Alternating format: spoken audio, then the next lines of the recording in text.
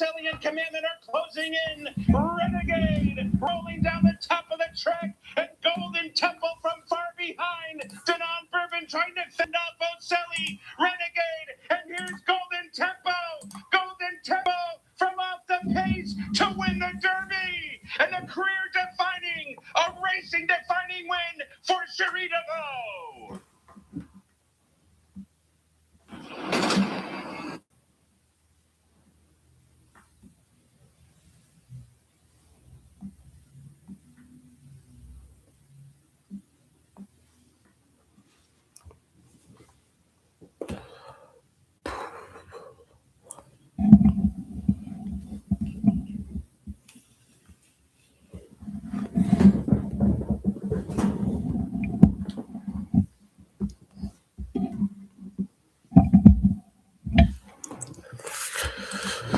Hey guys, we're going to just start top of the hour. How you doing? Let me see who's in here already. We've got yeah, let's see.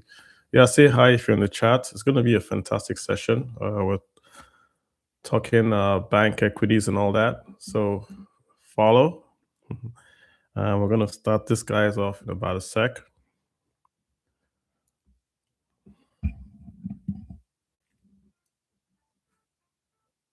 Fantastic.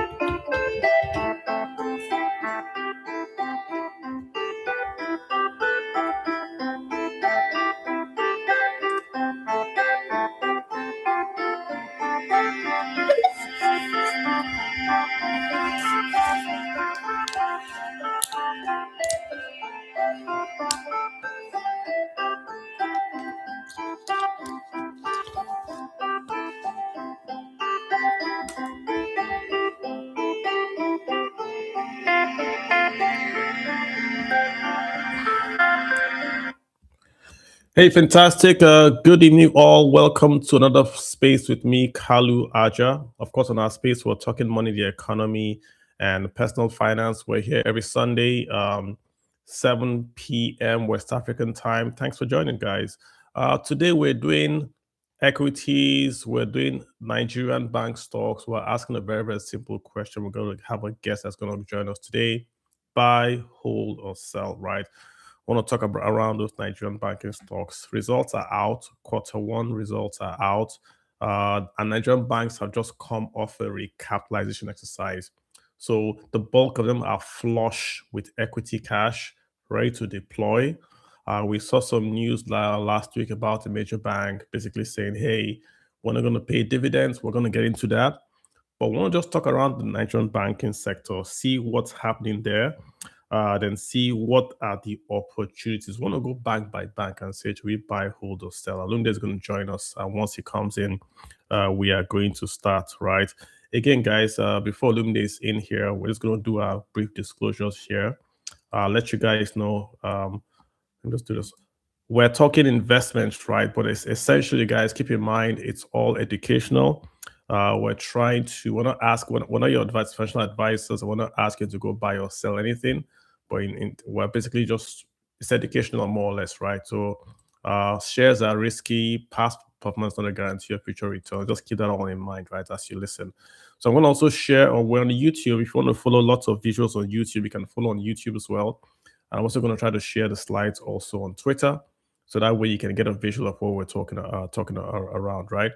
So I'm going to go into Twitter and share that. Our title is, of course, Buy, Hold, and Sell Nigerian Banking Shares.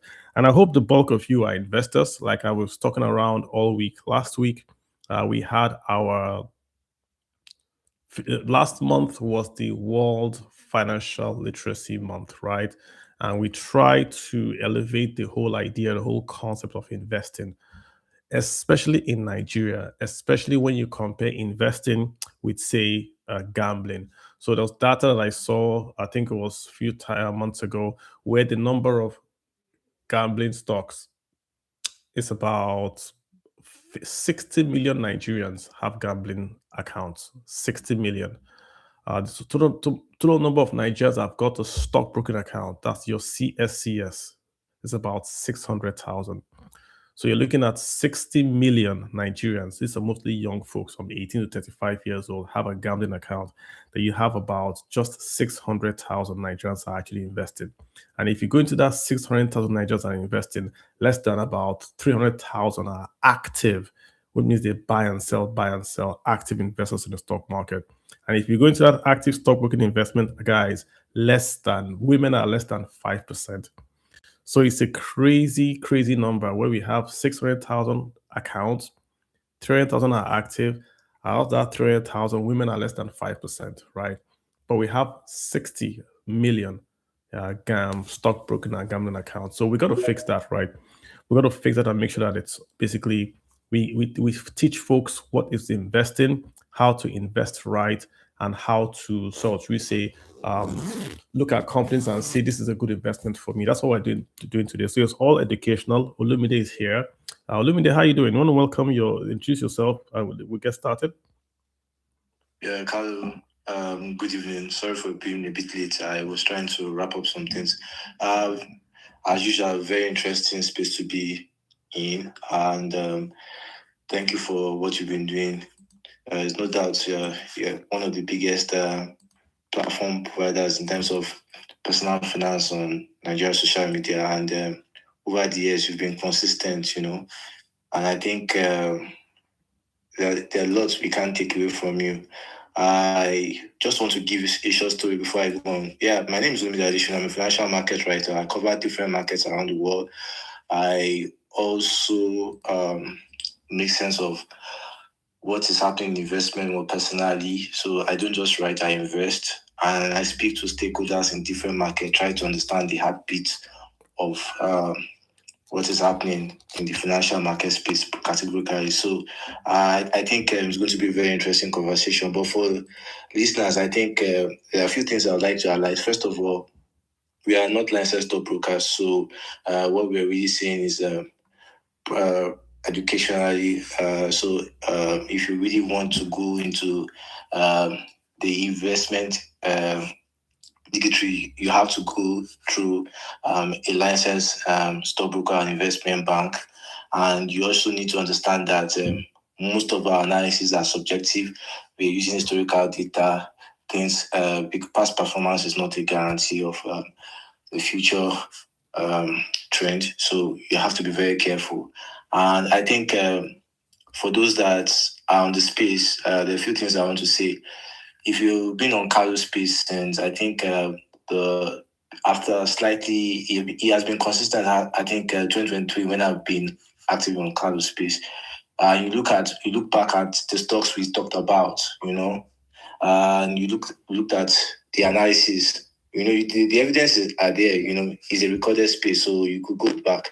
You will notice that we're not perfect, but you will have gotten a high chance of maximizing good returns, and that's from the place of the fact that we give a balanced report. We don't pick sides. We try to tell you what the streets are saying, what experts are saying, what it means to the economy and things like that. So please, we're not trying to be out in space. We're trying to showcase what experts, what the market, what the climate is saying. So if you have problems with it, it's fair, but if you really want to make sense out of it, you're welcome. Thank you, Carlo. Fantastic, Olumide. Fantastic. I put a disclaimer up. It's shared on Twitter, on YouTube. The YouTube is fantastic because the visuals are a lot bigger and they can comment, right? Olumide, let's go slide by slide. I think I shared the slides with you. Let's go slide by slide on what we want to talk about today.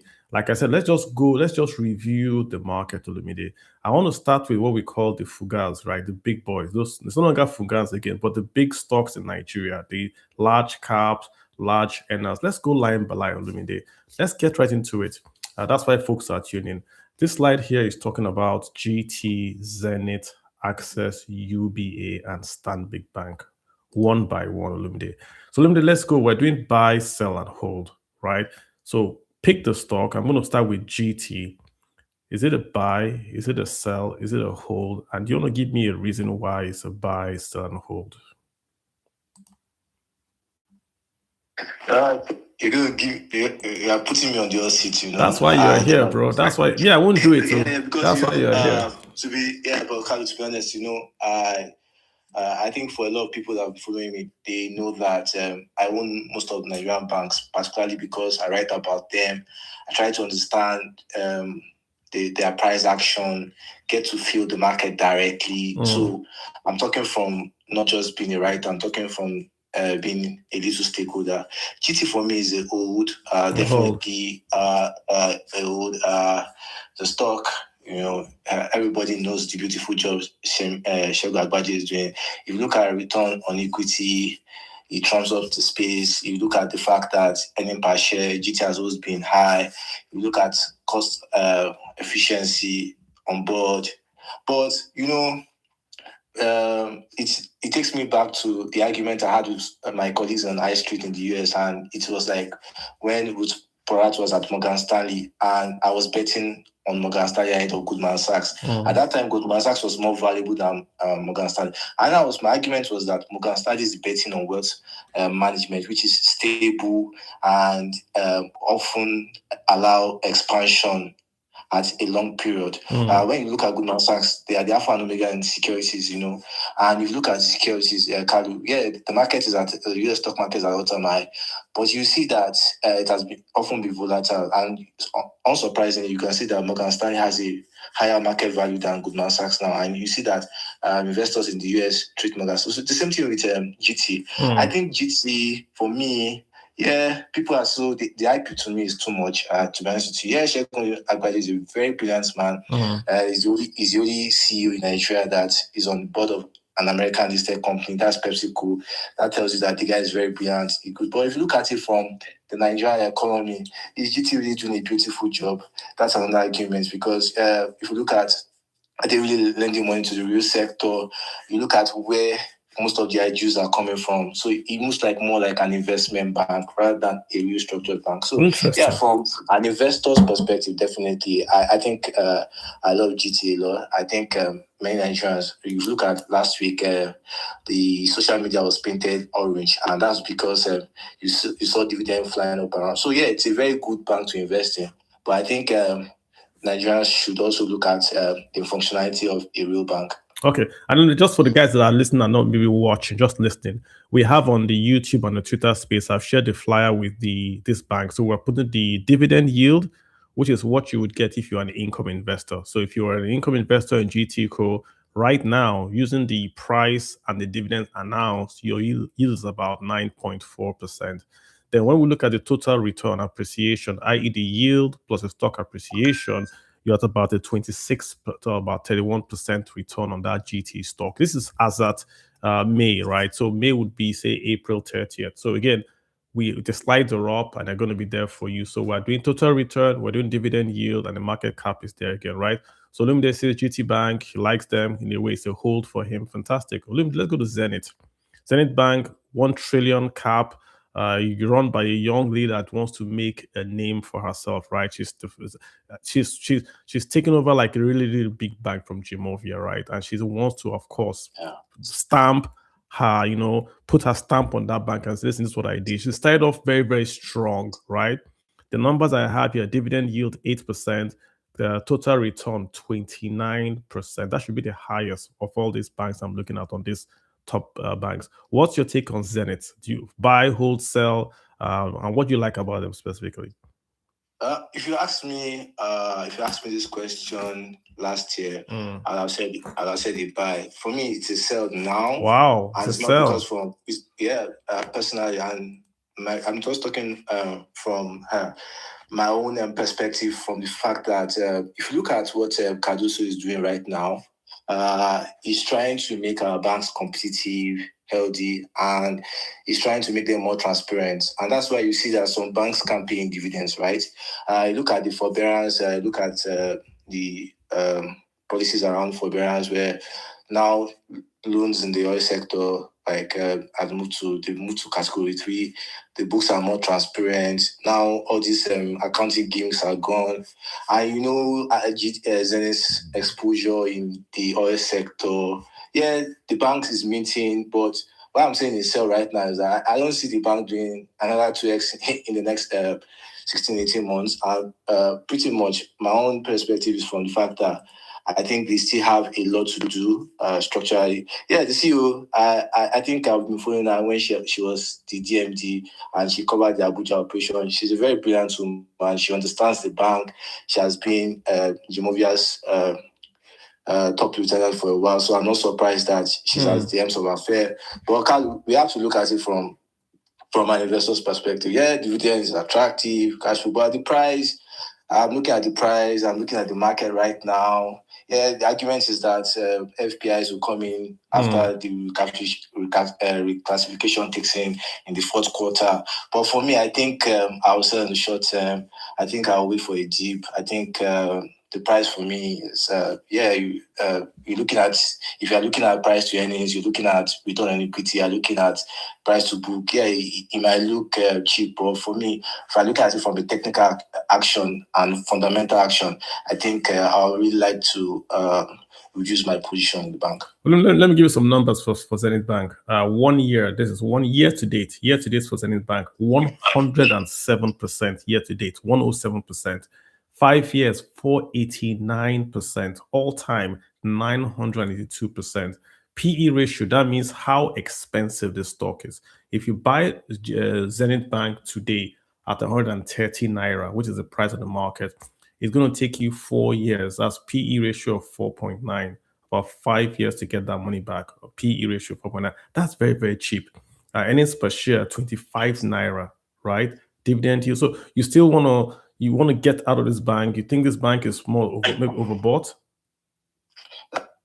I spoke with you that for me, I don't just look at the accounting or you look at the stock metrics of a stock, particularly in Nigerian stock market. I look at different variables. Yeah, like I said, I told you that if you look at it from that angle, definitely the stocks have the value. Almost all stocks. If you look at Nigerian stock markets compared to other frontier markets, despite the fact that this at a very top extended run, it still looks at the value. But I'm taking at the technical action. I'm looking at the price action. I'm looking at the fundamentals in the Nigerian economy right now. I'm looking at the fact that we are in a place that it's looking more like a consolidation. I'm looking at the fact that the things really pushing the stocks up. Looking at the oil sector, Seplat, Aradel, Boa, Dangote, Cement, and looking at it from all these angles. I think from a price action, I think market tacticians will tell you that it's definitely has to cool off. So I'm not saying it's sell because the bank is not fundamentally strong. I'm not saying it's sell because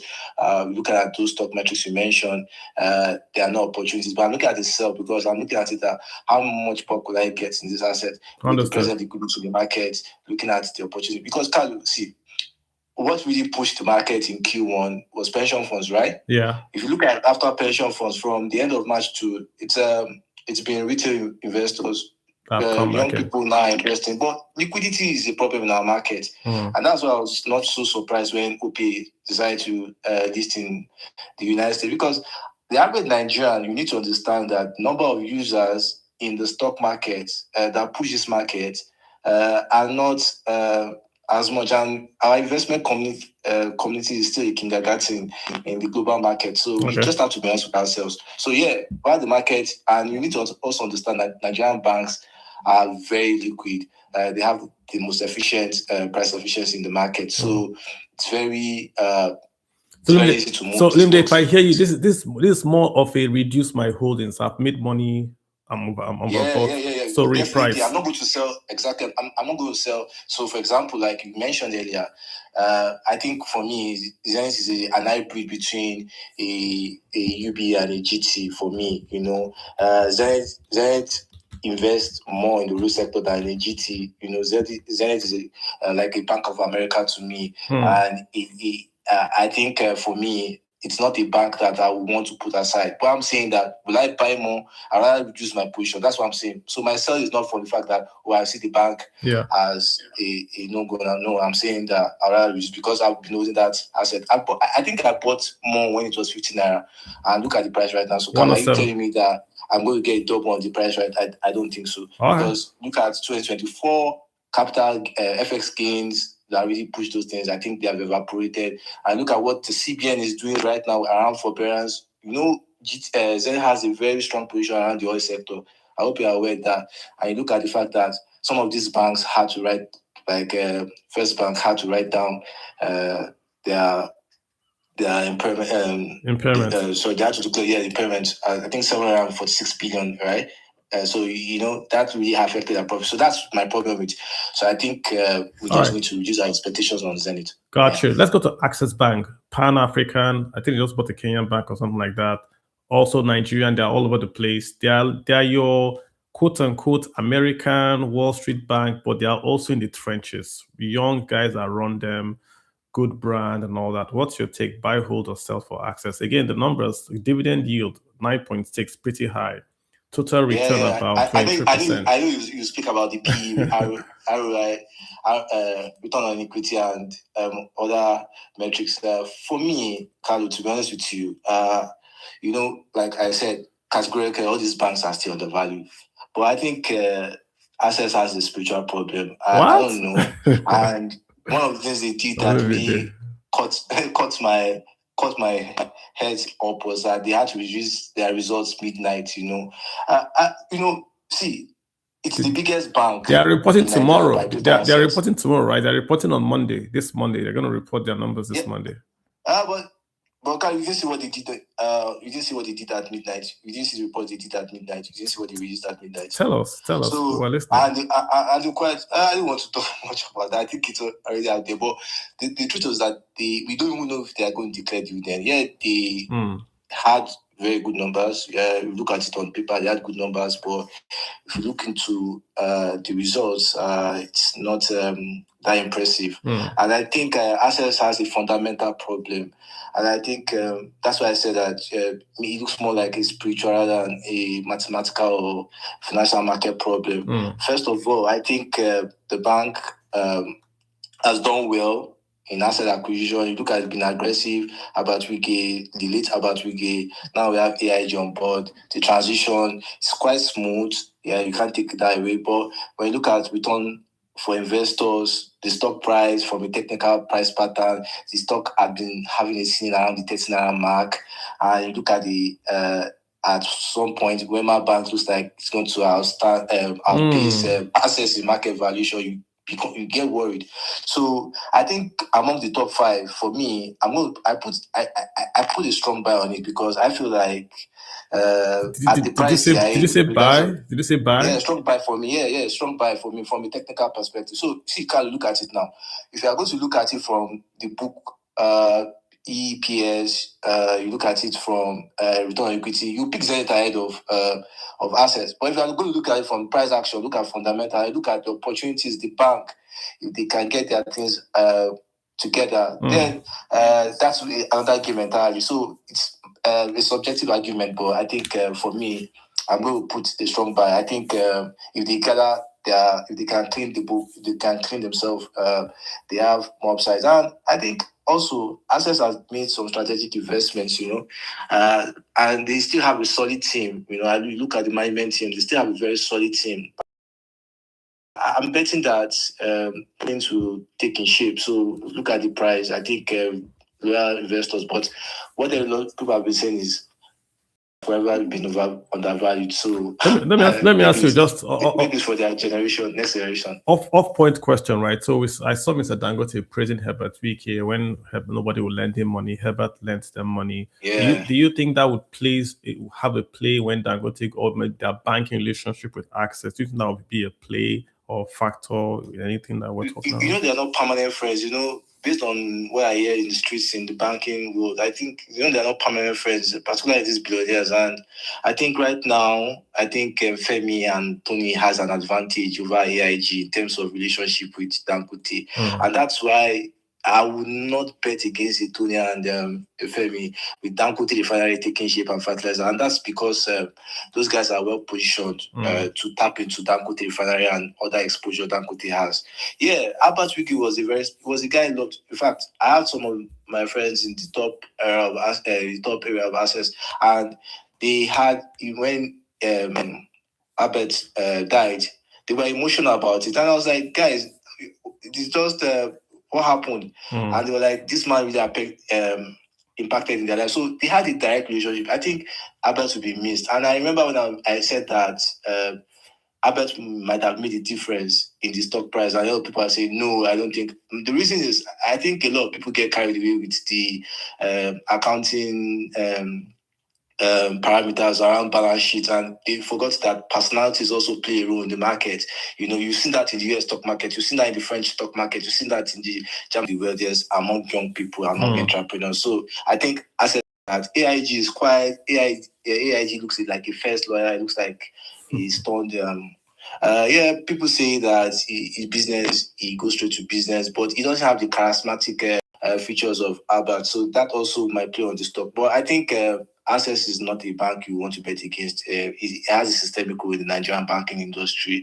I think the price action, when you look at the last week and you saw that the fact that it dropped, I think I increased buying pressure on that. I think I'm betting more on Access than any of the top and UB, which we'll talk later about. The reason is because I think that there's room for growth. All right, let me give you a few numbers again. Year to date, 23%. Year to date, 23%. We just talked about Zenith Bank to date. You can see a difference.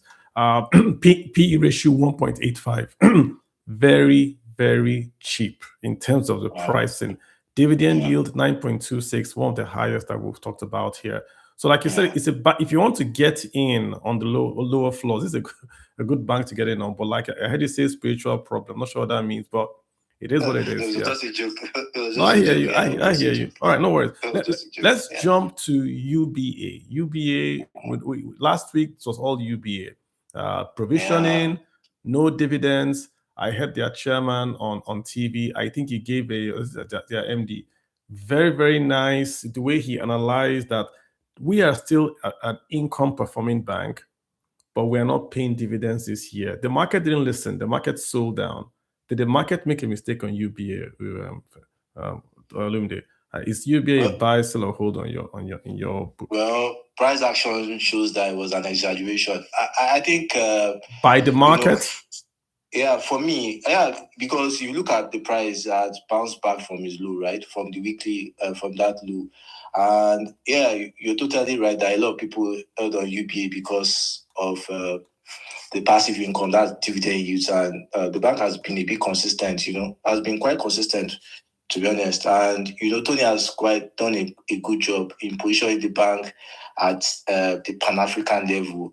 And you also look at the fact that you can't take away that UBA has a strong treasury. But, you look at the problems they're having, and you look at the rules the CBN brought in. We spoke about forbearance. We talk about capital adequacy ratio, banks liquidity increase, capitalization, and the CB Cardoso now is not somebody that is moved by these accounting gimmicks. Now he really wants to have a solid banking structure that can really give money to the real sector. So, because are the days where you can use FX gains, you can use different beautiful mathematical symbols to hide problems in the bank. So I think when you look at the results, a lot of experts will tell you that it looks like a one-off thing. And I remember when I listened to Rotu's interview with the CEO, he also affirmed that they are really going after defaulters. They've increased cost of compliance and also the reforms in that side. But I think why I say it was an exaggeration is that look at where we're coming from. For me, Kalu, to be honest with you, I don't really take most of this mathematical. I try to know these things because I was taught, while I was a trader. I try to understand the metrics you mentioned, EPS, ROE, price to book, it's very important, but these things are subjective. And I think one of the things a lot of people understand, and I just want to give a short story. So there's this lady, she's about 28 years old. She sent me a DM, I think as far back as when we had she said she was going to buy stocks, because I was not a licensed stockbroker. I told her that I was not going to give her advice, but I told her to focus on stocks that she's comfortable with and she understands their business. And she should look at the personality of people behind. And she picked GT and UBA, you know. So when the hell was let loose, and she told me that she was going to buy more into UBA. And in fact, she was one that spoke about that, had a 20 million naira hit dividend on GT. So it tells you how much she has been investing in Nigerian banks. And she told me categorically she won't want to bet against Tony. And that's what a lot of people will say. Because, Carlo, if you look at January, for example, I had placed a lot of bets on Zeblat when during COVID. And I think I was looking at it at 5,000. I think I'd done about 10x. And I was looking at the time that I wasn't seeing the Nigerian stock market. I wasn't seeing Zeblat doing 10,000, to be honest with you. I wasn't seeing Zeblat doing exceptionally well. So I felt like, man, this is a time for me to get off. But when Tony came on board, I was like, how Tony must be saying something I'm not seeing. Because, you look at it from the account, you look at it that Zeblat is well positioned. At that time, it was the most valuable energy company. They already acquired the ExxonMobil assets. There were rooms for margins. The reforms in the oil sector was gaining momentum. Dangote Refinery had changed the landscape also. So, it was booming. But I wasn't seeing. So, look at the stock right now. It tells you that he has loyal fans in the stock market, whether I like it or not. This is the only man, the chairman of UBA. This is the only person. And that's why I'm telling you that one of the reasons why I'm going to place a major bet is Tony. And, he has this market, he has this market prowess that reminds me of James Diamond, that personality. One of the reasons why I buy into JP Morgan, JP Morgan does not have a fantastic dividend. When and they had issues even at some point with their security investment. People prefer Goldman Sachs than JP Morgan, but James Diamond understood that America was going to be like America needed to manage the likes of Google, Apple, Nvidia, and that paid off. And look at it now, that's the world's most valuable bank. So I think for me, looking at Tony Limu's brain, he's not trying to be a GT where you look at the fact that he's giving a lot of high margins or look like an investment. He's not trying to be. I think he's positioned himself in a place that is betting the fact that Nigeria will become an industrialized nation in Africa. So you see that Pan-African link, position is in different markets, having different exposure. So I think I will want to hold you beyond that. But I think, like you said, investors were totally angry, partly not because they didn't give out the dividend. I think what happened on social media was the fact that there was some misgivings that the people that handled the UBA story did not do very well, not really about the result, because I think you look at MTN, you look at Nestle. Yeah. But we're going to come specifically to UBA. I think I have a few slides on UBA. I want to talk about UBA in terms of how the market is reacting, how individual investors reacted to that news, and to see what can we learn as investors on UBA. So for UBA, if you give me your buy, sell, or hold, let's do Stanbic. We still have Wema, Jaiz to do. But I want to come back specifically on UBA if you can, just because I think there are lots of learnings there, and to look at the story that the bank is talking about and see how investors can sieve the information from that story and how it then drives market prices, right? So for you, I hear you say UBA is a hold, or is it a buy? So is it a hold or a buy, UBA? Well, I would say buy and hold, because for me, when I've not bought any stock this year until UBA. And UBA was, I felt like I was even expecting people to drag it lower so I could buy more, because I felt like the stock was definitely. You think it's a dip? Yeah, I was thinking that the panic was going to push it below 40 naira, but I think a lot of institutional investors, because if you look at what triggered the price to bounce, you see high players coming in, and the stock looked like 40 naira was the support. So 42 naira, sorry, was support. So it bounced. For me, I don't think many of us that hold UB are worried about the present price. Look at the constant dividend. Like I said, I've been giving me constant for this decade. I really depended on UBA, GT, and Zenith for passive income. And the passive income has been so good that been able to run my local activities from those earnings alone. So I think I saw. Not having a bad year for me is not enough for me to bond the bridge with UBA. So definitely, like I said, Kalu, I would definitely pump up more if it drops below personally. Gotcha. But I think that is not happening because price look like I'd stop bleeding. All right, no worries. I think I saw Tosin share her dividend warrants on Can you hear me, Twitter. Kalu? Yeah, I can hear you. Yeah, I think I saw Tosin share her. It was major. Olumide, I can hear you. Can you hear me? Olumide, can you hear me? Olumide, you're muted. If you can hear me, you're muted. That's why you know. I think I lost you. You were muted, Olumide. You were muted. Are you back? I can hear you now. You're still muted. Let me unmute you. I'm not sure what you're doing. Muted, so you have to unmute yourself. You can. All right, so I was just saying, that I saw someone Twitter, on Twitter, what they got from UBA. It was quite substantial. Olumide, I just want to make sure if I go to the next, if you can hear me. Why don't I take him off and add him again? I think before Kalu gets back, Olumide, I'm right here. I think I wrote a story. I think I did a story about the fundamental maybe it's me that can't hear. actions in Nigerian banks and how Kadusu is cleaning up.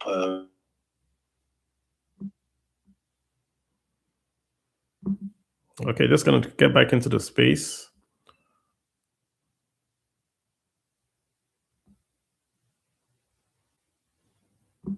I think the space went down. Maybe the space crashed. So I'm going to go back into that space and do a new one. Guys, hang tight. I think our space crashed. So we're just going to do a new one. Buy, hold. Let's just go here. Give us a sec. So we're going to come here, do a new space, start a space. It's going to be buy, hold,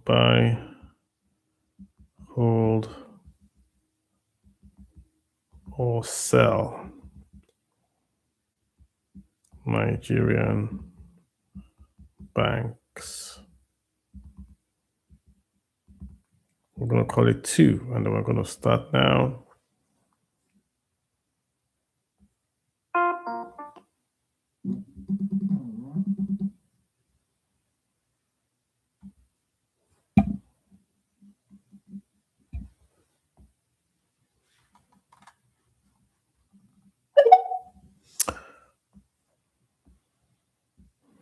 Hey guys, welcome. I think we lost the space. This is just I think we lost the space. Olumide, are you back? Sorry about that, guys. Looks like we lost the space, but I created a new one. We're just going to continue. Olumide, confirm you can hear me, Olumide. Olumide? Yeah, I can hear you loud and clear. Fantastic. I think we lost that space. Space must have crashed, but we're back on now. Yeah, so we're back on. So we were just finishing up with UBA, Olumide. So let's go straight into Stanbic, right? Let's go straight into Stanbic. Of course, we know the story of Stanbic. In Nigeria, look at Stanbic. That pension asset that Stanbic has, to me, is just a force multiplier. They have assets under management and they're earning fees from this one subsidiary. The fees are consistent. The fees are growing. The asset there, the Nigerian pension funds have got about 23 trillion in assets. Stanbic is a major player in that market. Apart from that, they also have their African, linkages. If you look at the folks that bring funds into Nigeria for FDI, FPI, Stanbic is either 1, 2, or 3. So what's your take on Stanbic Bank? Seeing all this, are they a buy, hold, or sell for you? So, based on all the things you said, I think it's a hold. Things are hold. Mm-hmm. Yeah, I think it's one of the best structured bank in the country. You can't take that, like you said, until Peter Sai did a very good job in building the asset management. And also, look at how they've been able to spread their tentacles. Yeah. And one of the key advantages they have, a lot of people are unaware, is that their parent company is one of the biggest banks in Africa, Standard Bank. Mm-hmm. And that also gives them that did we in terms of the foreign exchange market. In terms of, if you look at if you look at foreign investment into the country, FPI investment in the country, you can't always, Stanbic is always in control. And the affiliations with the South African brands like MTN, DSTV, MultiChoice, also gives them. So Stanbic is quite solid, Carlo, but this is another thing we need to talk about. So I think Stanbic is getting too big. It's getting too big personally. Yeah, because it is one of the, Carlo, another thing is that apart from investing, I use many of these banks. So over the years, Stanbic has been one of the fireproof when it comes to services. Like, you really complain about services, other services. Yeah. I think they've gotten big now that sometimes, like, even to make transfers now. When you say big, are you talking of customer service or? Yeah, customer base. Yeah, okay. Customer base. So they don't have enough. They don't have enough branches for the customers. I would say, well, I can't really say about that, but when I say they've gotten big is that number of people using them, for example. So I don't know, they've been able to, the service sometimes can go off. Like, if you look at the money market space, for example, there's nobody that goes close to Stanbic, If you look at, when you look at FX, for example, apart from Standard Chartered and Citi, nobody, In fact, at some point, they were placing Standard Chartered. So that's how solid Stanbic. And you look at Stanbic IBTC Capital, they're doing an impressive job. In fact, I was making a gesture to my friend that I understand why Stanbic opening a stock brokerage account in Stanbic can be a bit off the limb, because they have a very grounded research team. Because when you read their reports, this is a bank. They have very sound people in their team. So it's a solid bank. But for the price, like where it's trading at, I feel like, I think I don't see much upside from there personally, maybe because right now you need to look at where the banks are heading to, look at where we're coming from, 2024, 2025, looking at now, are you seeing banks are going? I don't think so. So I feel like, it's a bank that I won't sell, but I'll definitely not buy more into my audience. I'll definitely keep it at a wait and see approach. Okay. Yeah. So again, Stanbic, let's look at the numbers for Stanbic overall, right? Year to date, 65%. So it's a bit higher than Access, but a bit lower than the Zenith Bank we've talked about, right? PE ratio is still about 6.4. So it's low, not as low as Access, but it's low, right? Dividend yield 3.94. I'm not really seeing anything there. If you look at their returns, total returns, yield plus appreciation, it's 19%. It's good, but not as good as, say, GT, Zenith, UB, or Access. So, like I said, it's a solid bank. They've got that pension thingy going for them. They've got the stockbroking thing. They've got the international exposure. But still, they were not in Fugans and all that kind of stuff. So, like you said, it's a good bank, well run. Their chairman, what it brings in terms of just the capacity to that bank is, we can't measure it. So I like them as a brand. I don't know if I like them as an investment per se, but I hear you. Let's go now into we've talked about GT, Zenith, Access, UB, and Stanbic. I want to come back to UB, but let's go into what we call maybe the tier 2. Or I know you forgot First Bank, Carl. You forgot. Don't let Femi when you get us arrested. Please do First Bank. I apologize for all the First Bank shareholders. Go for it. What's your take on First Bank? Are you a buy? Are you a hold? Are you a sell on First Bank? That this is a bank that should be number one forever and ever. Like I don't think I've ever seen. I don't know if have you seen any bank in any world where the number one bank for a century was eclipsed by new guys that came to the market. Like, for instance, in America, we've got Chase, we've got Citi, we've got. Have you seen any? In America, usually it changes. At some point, Citi was the biggest. Yes. At some point, Wells Fargo came in. Good. Now we have. But do you think Rocket Finance can ever be number 1 to 5 unless they buy somebody? Or do you think in America there's Barclays, there's Lloyd's? Do you think a bank can wake up and become so? First Bank's an interesting story that they were Standard Bank. They were in Nigeria before there was a Nigeria, right? And they were here. I mean, the first shares I bought was when Standard Bank was selling their First Bank shares. That's the first shares I bought in my life when Standard Bank was leaving Nigeria, and they sold their shares, and it was First Bank shares. And now we can say GT, Zenith, Access, UBA, Stanbic. We should be talking about. But go ahead, Olumide. What's your take on First Bank? Go ahead, hit it. Yeah, this is one of the. I even wanted us to. We should have skipped First Bank, but well, to be honest with you, like you said, First Bank is a systemic bank. They have deep exposure in the agricultural and industrial economy in Nigeria, and Femi has done an impressive job infusing capital. He has increased his position in the bank. You look at the price the stock is trading at very interesting levels. But when you look at the EPS of a bank collapsing from 18 naira in 2024 to 1 naira in 2025, 2026, you look at the fact that they had to swallow some for 6 billion naira payment loans. You look at what these guys, Zenith and GT, are doing. Look at the expansion in UBA and Access. We tend to look at it that will Femi really break or bring the elephants back on top in Nigerian banking industry.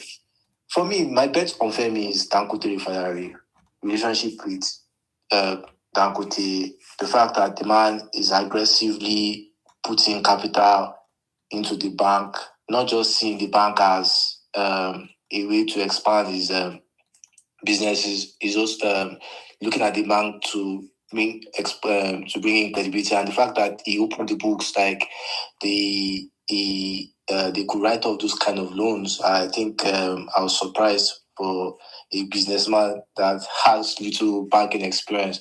But to be honest with you, I think it's also going to catch investors a bit concerned that will they really scale with the competitive environment of the Nigerian bank landscape? Because you look at each of the banks, they have their own 40. But for me, I would say a slight buy based on present price. And it's not far-fetched because I think that First Bank will definitely get off. Nigerian government, if you understand the story of First Bank, it's a bank that on paper and in practice will not be allowed to fail. And I also feel that with the ramping in the oil and gas sector, First Bank would benefit from it. And also the agricultural revolution that is quietly being killed under this administration. I think that's another opportunity for First Bank. So, Carl, it's a bank I would not want to bet on fundamentally, but price action. The price is trading at right now. Why I say it's a start by price is trading right now. To me, I don't see any incentive breaking the ceiling of.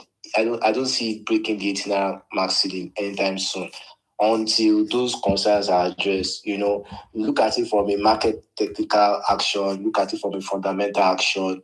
It's more of a gloom than a boom. So for those that are holding the stock, I think patience will be required. And for those that are betting more, I think they'll be looking more at the opportunities in the oil and gas sector. Yeah, because again, if you had said this, what you just said now, honestly speaking, could have passed in, say, 10 years ago. They were battling CBN, like you said. The whole board was removed. The whole board, the chairman removed. They had to battle their non-performing loans. They should have cleaned that up. So now, if we rank First Bank, if you take away GT, Zenith, Access, UBS, they're not going to be in that top 5, will they, in terms of market capitalization? They won't be there. They also won't be there in terms of capital that they have available to lend out. So I hear you say Zenith Bank, sorry, Dangote. But if Dangote says, I want $1 billion LOC, line of credit, can they do that? Do you think the bank has the capacity to say, hey, I'm just putting a figure in the air. What I'm trying to say is that to no bank right now has the capacity. The fact that you look at the structure around forbearance now, the fact that oil major now, you can't really. But a bank can go raise it. Like, I mean, if a bank like Access or saying it can go to the market and say we want to raise $1 billion LOC on a what's called securitize, we're going to have a transaction, bringing other players from across the world. We're going to lead it, and we're going to give Dangote money because we are this bank. We are all across Africa. We are UBA. We are GT. We are Zenith. Carlo, syndication. They can do a syndication. I know, but Carlo, has that happened? No, I'm just saying, like, do you think? Okay, the do, last do, do you think? happened, Do you think? Where he came from? He came from Afrexim Bank, right? Mm-hmm. He came from Afrexim Bank, right? Yeah. And before Afrexim Bank, he came from ICBC Bank. No, you see, I think let's look at that. Who are the partners of that Afrexim Bank in Nigeria? Let's look at it. Afrexim. That you don't go to. Who are the partners in that Afrexim deal in Nigeria? When they give, is it 2.5 billion to Dangote Refinery? Who are the Nigerian banks there? I think I have to look at that. But that's going to make my point. Afrexim Dangote, yep, 2.5 billion. Let me see if I can read it off here, because Afrexim on the right, it was 4 billion.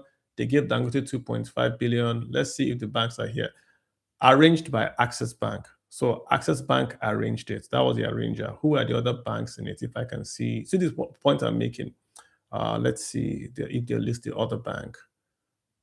But the point again, I'm saying that Access Bank arranged it. So you don't have to have the money, but Access has that ability to go out and syndicate with other players and come in and lend to these guys. Do you think these other guys have the because when you were talking about liquidity, I thought you were talking about liquidity. When you go to Europe or to Wall Street and say, I want to syndicate 2.5 billion, they're going to look at your balance sheet and say, who are you? Like, who are you? Why should we partner with you? Why should we put you on a tombstone when we can be higher than you? That's the point I'm making. So if you're not a big bank in quote, market cap, or UBA is if you compare them to market cap and American bank, they're not there. But UBA can say we're in all of Africa. We have branches all across Africa. Yeah, we're in China, we're in Dubai, we're even in the US. Yeah. UBA can say that. Access can say all over Africa. GT can say all over West Africa. Zenith Bank can say we're the largest $1 trillion bank in Nigeria. What can First Bank say that will make the Americans go, oh, okay, I didn't know that. That's just where I'm going to. Like I said, numbers are important, but the story behind the numbers also sort of sell the stock if it were. So for you, First Bank is a buy, sell, or hold. Let's get that down. Yeah, it's a slight buy. Yeah. Slight buy. Okay. All right. Let's move to our next chart, Olumide, which is going to be, we have the other banks here, right? Again, we have Fidelity, we have Wema, we have FCMB, we have Jaiz, right? Fidelity, Wema, FCMB. Fidelity and Wema are two interesting banks for me. Yeah. They're like two, you twist this, those little cars when we were small, you turn the thing and just unleash them. They are moving so fast. If I was a Chinese guy trying to enter Nigeria, I'll buy one of these banks, either Wema or Fidelity, and just unleash them. And both of them, they seem to have the same ethos, same demographic standing, if you understand what I mean.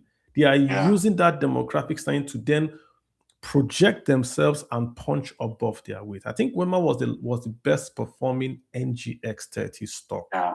Wema, the best performing NGX stock. And Fidelity is the best dividend yield stock in Nigeria, TTM today. So both of them have got this attribute. They are fighting in Nigeria where they have bigger players, but these guys are really punched above their weight. Let's start with Fidelity Limited. Fidelity, what's it for you? Buy, hold, or sell? I know you like their CEO, but buy, hold, or sell for you? I think hold, because I bought most of their stocks when it was less than 5 naira. Now it's gone up. That's the trick for me right now. For me, they look too expensive for me. But if you look at it from the metrics you are considering, it's still very cheap. I'm surprised that they stalled at some point. We look at their momentum, it kind of stalled, because at some point, Fidelity was looking like they're going to be into the tier 1 rank. But now I think the momentum has stalled. Nneka is a very brilliant woman, an introvert, quiet person, does the job. She has supported the SME industry. I always tell people that without Fidelity, there will not be a Money Point story. You need to go and read about the awakening of Money Point, and you need to understand the role they played in that business. So they have a lot of stories, especially in the SME space, and I think she has been able to put a mark. It's not easy for a female introvert in a space like Nigerian banking industry has been there for a while and she still remains relevant. Don't forget, you have peers like Segun Agbaje, in that space. So I think for her, for the fact that she has been able to create that mark, investors are rewarded. I think she was one of the first few people. Fidelity was one of the first few banks that met their capital, raised money successfully, So we're not surprised. So yeah, I have a soft spot for her, particularly from an investor's perspective. But I think in the long run, we should look at the fact that the bank also needs to be aggressive on the things they look at. They acquired the Union Bank London license. For me, I was like a bit concerned that was that not too much they're chewing. I felt like they should have strengthened their Pan-African, but different strokes for different folks. But I'm very positive about their management team. Okay, so the results are out tomorrow. No EPS yet, but results are out. In terms of their PE ratio, 3.9. Again, not an access, but it's still cheap, 3.9. Earnings per share, 5 naira. We've not seen it in the Zenith level, but it's 5. It's there. Dividend yield, like I said, highest in the banking sector so far, 10.5. I think it's one of the highest in Nigeria, not just the banking sector, one of the highest in Nigeria, 10.5 dividend yield. Now, if you look at their year-to-date performance, about say 6%, not a lot. Yeah, I told you. Yeah. But going back to what I said, Olumide, their all-time performance is more than 1,000%. 5-year performance, more than 8%. So that's basically what you're saying, that it was a fast-growing stock that is now act like a mature stock, right? Yeah. Okay. Yeah. So is this a buy for you, or you say you just want to hold what you have? I just want to 20. Hold, right now. I just want to hold. I just want to hold whichever 20. Okay. I just want to hold. All right. Let's go to Wema. I like Wema. You know, I like Wema. I like banks that pick something and stay with it. Anytime I look at any app that comes out, they are associated one way or the other with Wema. Yeah. They have this online thing where Wema is the go-to bank for online banking in Nigeria. They've sort of used that online thing, tagged it onto a demographic thing, tied it onto youth. I saw them with Davido a few minutes ago, and I think it's paying off for them. They're a bank that is punching, just like they're punching more than they're like France. Small country, but everybody speaks French. Everybody likes French pizza. We're not small. France is not small. France is a small country, man. France is a small country. You guys are small country. Small countries. One of the most industrialized nations in the world. You look at compared to the population of America. Not America. Your economy is let's talk about your economy. You have strikes. I know, but if you look at the economy is bigger than the whole of West Africa and South Africa. You can't compare France with West Africa now. I know, but I'm just telling you that if you look at it in the world, for example, it's in the top 10. I look at the fact that these are the economy that are they really? Are they really? Yeah, let's do top. They're top 10. You can check it. It's in top 10. Top 10. That's I'm surprised. GDP by PPP. It's all old glory, man. France is all old glory. List of countries by GDP PPP. Let me check it out. List of countries by GDP PPP. Before last year, they were the biggest stock market in Europe. Now it's been overtaken by the UK. You guys are number 9. France is number 9. So you see what I'm saying. Indonesia is beating you. Brazil is beating you. I'm not disputing that in future. Turkey will soon beat you. But what I'm just trying to say is that when you talk about the French people, like they are talking about Malta or Portugal, it takes people off the line. Okay. But that's another conversation. Yeah, but like you said on Wema, Kalu, this is a stock that sometimes I felt like maybe I could have just hit the $1 million mark with just Wema alone, because I remember this stock was less than $1. I bought Wema a lot when it was 80 kobo. As in he was playing at 80 kobo for a while. I think what Maruf Husseini has done a very good job, like you mentioned. They knew what was missing in the banking space. They knew they could not compete with GT, Zenith. Look at the cost of capital. Look at capital to income ratio. I look at many other metrics. So they focused on the fintech space, and I think it worked. Then Alat was a success story for them. Alat was a success story for them. So the infusion of capital from Baba Jebu also at the early stage help the bank. I don't think people know who Baba Ijebu is, and I think when you just say, people might just gloss over it. Many of the folks on this Twitter don't know who Baba Ijebu is. I think a lot of people know Baba Ijebu because you'll be shocked we have more gamblers than investors in Nigeria. That's where I'm going to. Years ago, this is like more than a decade ago. I heard a banker saying that Baba Ijebu was doing about, is it 300 million naira a month? This is not a bank. Bank. He's doing, not a bank. What he's pulling from those, if you ask all these people on this space, you know, Jajabotas on this space, you ask them all those, when you look on all your mechanics, your houseboys, they all have Baba Ijebu spot. That little red box under a tree, under a kiosk, that's where they go to. Little red box. And the guy is collecting liquidity more than certain banks. So when you see Baba Ijebu to the bank, that's a material statement. Yeah. That guy is the legend in that space. So let me say you like Wema. It's a buy for you. It's a hold. It's a hold. I never bought. See, to be honest with you, all the Wema I had, I bought them less than 5 naira. Wouldn't want me to buy them at this price? Hell no. Wema is at 34 naira now. Year to date, 66%. All time 2,000%. 2,000% all time. That's crazy, man. I think I'll wait for profit taking. I'll wait for a pullback. Sorry. Dividend yield not that high. So you know when we spoke about ETFs, and we said in Nigeria, if you want to buy a sector that you to just boom, small caps rise faster than the large caps, but small caps fall faster than large caps. But let me make you laugh. If Nigerian stock market is open and we have an efficient structure around market making, and American investors start looking at Nigerian stocks, I will buy Wema at that price. I'll tell you why. I think if you look at Wema and you unbundle a lot, you look at the valuation of Total Wave, OP, look at the valuation of Piggy Vest, or this thing, you say the stock is undervalued. And an hedge fund activist like Blackman or the Elliott would definitely. Wow, I like that. On that stock. So you're saying that if you take away Alert from Wema, Alert itself is as big as Wema. Yeah. Then you scale it. So that's what I'm saying. Yeah, exactly. So for me, but we don't have that liquidity. We don't even have hedge funds that will do that kind of. Very interesting. So we don't have. You remember the story? You remember the story of eBay, PayPal, and eBay.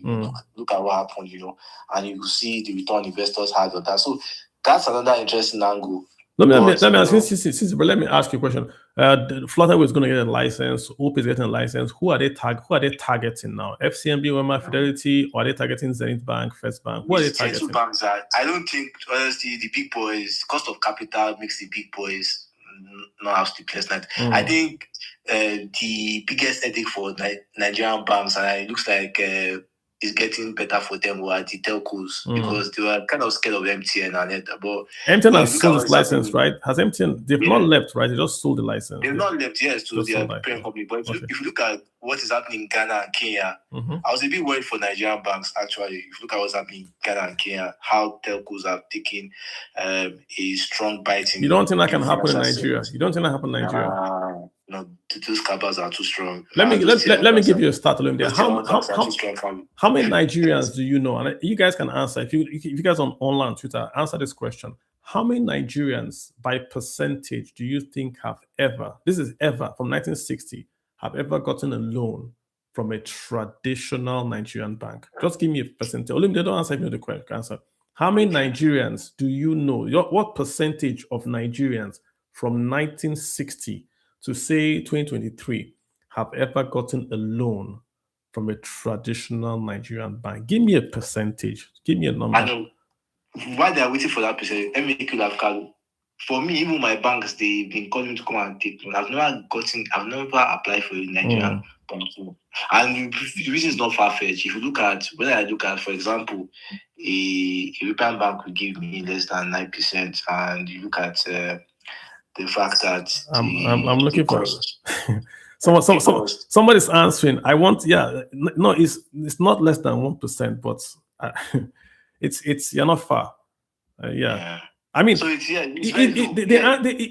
it's less than 5%. Yeah. So let me say it again. Less than 5% of Nigerians have gotten a loan. That data has been long. That data has been for long. It should be lower than that. That data should be lower than that. That data, because our population is now about 224 million. But the point I'm making is that if you have traditional banks that don't give loans, then you have a fintech, because loans in Nigeria today are from loan apps. We have problem with some of these fintech, like because they're all punks, right? They're all punks. Can you imagine some of them? You're running a financial service. Just imagine that. You can't send people to go out house. Well, let me get the point. Not even the harassing part, Carlo. You are promoting gambling. Just imagine eBay, PayPal. You see how people say you should pop money on DraftKings, and just imagine what will happen to. Yeah, someone got it 3%. Yeah, Olusein will go. I can say your name. Ocean. It's 3%. You got it. That's it. So you could make the fact that young Nigerians, like the OP story, for example. Yeah. A lot of Nigerians were interested. Nigerians love OP. Like, if you do a survey of OP and Nigerian banks, don't be surprised Nigerians will pick OP. But that's where I'm going to. That's where I'm going to. I'm making this point against you. Let me make this point, right? If you have a quote unquote a fintech that comes with a brand name like Flutterwave or OP, and Nigerians can open accounts with those guys and get their salary, and Nigerians can get a loan, personal loan from those apps. Nigerians won't bank with the big boys. They will bank with the OPs and the Flutterwaves.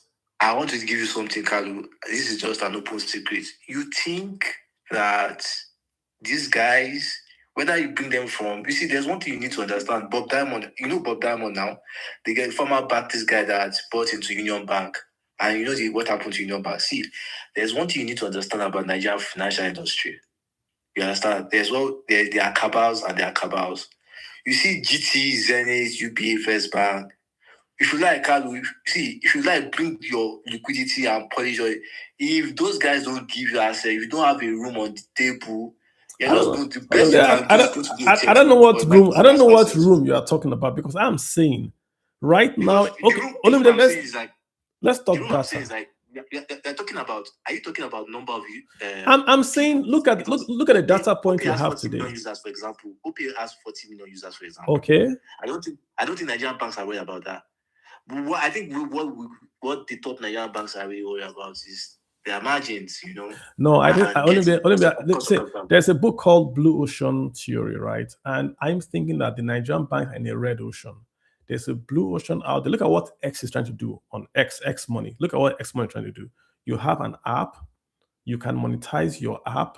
It converts to cash. You can pay with your app, which is X. You can get a loan with your app. You can be scored via credit on your app. You can get a home, rent, buy with your app, i.e. this credit scoring, your social scoring becomes credit scoring. There's a blue ocean out there in Nigeria that called commercial loans, i.e. a housewife has a job. She can't buy generator. She can't buy blender. If you go to a Nigerian bank, you open an account, you bring reference, you bring passport. These guys online have opened 60 million accounts for gamblers. 60 million. So if you take that same model and you go to the working class Nigerians and you say you can have a checking and savings account on an app, you can deposit direct deposit, you can do pension, you can get a consumer credit, not at 60%, real consumer credit, the way it works in America. You have a blue ocean right there that the Nigerian banks have not taken. Nigeria is not America. Let me make you laugh. See, are you saying Standard Chartered wasn't aware when they haven't done it? But they haven't done it. I want to ask a question. Are you saying Standard Chartered was not clever when they bounced many Nigerians from there and they canceled the bank? But only they are not. High net worth. They are not going after that market. That's the. I'm going back to this blue ocean. Yeah, I know. Okay, yeah, but they're not going after that market. The you're talking about is not a high margin business. But margins only are a factor if you're a traditional bank with branches, cars, diesel, salaries. A Flutterwave doesn't have margins the way a Zenith Bank does. But I think Revolut changed that story, Carlo. With what we saw in Revolut, they changed that story. But they're making my point. So if a Revolut comes to Nigeria, offers that same service, because we just asked on Twitter, and the answer is 3%. About 3 to 4% of Nigerians have gotten a loan from a traditional bank. So if I come to Nigeria with that Revolut or whatever, and I'm able to open accounts, deposit credits, and give the normal workers, not loans to go and do, not these expensive loans these guys are giving a loan out, but a real loan, a 15% for 5 years. If I'm able to do that, I get market share. Again, let me. How did GT Bank win market share? Customer service, Abi. They came and they used customer service to beat First Bank. How did Oceanic Bank get market share? If you have a restaurant, they'll go and pick up your cash. Instead, they'll take Mami wagon to your place, pick up your cash collection. They won market share. Nigerian banks would find a way to open up a little crack and get market share. I'm saying Nigerian banks have become very competitive. The space has changed, but they're not giving out loans. Let's move. It's getting harder. They're not giving out loans. That's a weak. That's an Achilles heel. No, true. They're not giving out loans. That's the problem I said about GT. That's all right. What I spoke about GT. All right, fantastic. Now let's talk about Jaiz Bank. So again, no, let's do FCMB. Let's come back to FCMB. So I like you said it well. Let's do FCMB. FCMB. Old, I don't know, people know that FCMB is the oldest Nigerian-owned bank that's existing today. I'll put aware of that. It used to be FCMB.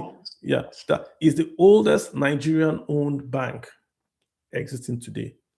The gentleman that has passed on, Chama Tumba, wonderful guy, built a legacy. FCMB has got access to a pension fund, so that they have that same Stanbic thing going with them, but they are also retail, and they are very strong in corporate and institutional banking. Olumide, for FCMB, we've seen the numbers here. Dividend yield about 4, not that high. P ratio is 2.7. Again, it's good. Returns 20. It's not that bad. What's your take on a bank like FCMB? FCMB, very interesting bank. You look at return on equity, higher than 20%. You look at their revenue drivers, interest income, acting more like a bank, and also they spread their tentacles in investment. They own CSL. Correct. They own CSL. They have a lot of them. They own the PFA. They own the PFA. Yeah, so that PFA now has merged with Odua. So they have Odua, that PFA, FCMB. You see the attacking lineup now. You see the attacking lineup. Yeah, quite sorry. So if you look at it from capital adequacy, earning growth, digital revenue, the way investors look at the stock, they say solid. Yeah, shareholders dilution, well, neutral. But FCMB for me, price, like I said, look at when they capitalize, look at the price. I think for me, the room for growth is limited because they're in a very competitive environment. So I think I'm going to hold, not because I don't see upgrowth, but I don't want to be too optimistic about the present fundamentals. Okay. We are gradually going to a very competitive environment. So I think tier 2 banks will struggle more than the tier 1 banks. So I think I would rather put a hold on the bank. Year-to-date return, this is one of the few that I've seen. Year-to-date return is negative for FCMB in terms of price action. Year-to-date all-time about 178. The bank has not had Viagra. It's a good bank, but they haven't had any Viagra in terms of their stock earnings. Results are out tomorrow. PE ratio 2.9, not that bad. EPS 4.10, dividend yield 4.9. The bank is there. But I think that the bank has got some hidden things that are working for it. They're not saying it, or investors are not seeing it. If you have a PFA, you have Udua, and you have this, they're very, very good in IT as well. I think they can do more than what they're doing now. So fantastic. And they require the international banking license, Carlos. So they are very strong in London. They have that pedigree. So they have a bright future. Let's be honest. But the environment is just very competitive. So you just have to be very objective. But when you look at it in detail, like you said, if you look at, I think there's room for growth, and the woman leading that team, she's sound. She's sound. She's one of the best brains in the Nigerian banking industry. Lumide, what would you say about Jaiz Bank? Unique bank, non-interest bank, Nigeria. I think that they were the first non-interest, like full-fledged one of my bank. favorite banks in Nigeria. One of the easiest banks to own. One of the easiest. Bank. Just looking at one of the easiest banks. So just looking at the big players behind it now. About the former First Bank. Before you answer, let me give you some figures. Before you answer, let me give you some figures. Dividend yield is atrocious, 1.49. Atrocious. PE ratio is a very expensive bank. The stock is very expensive. The stock let me give you this.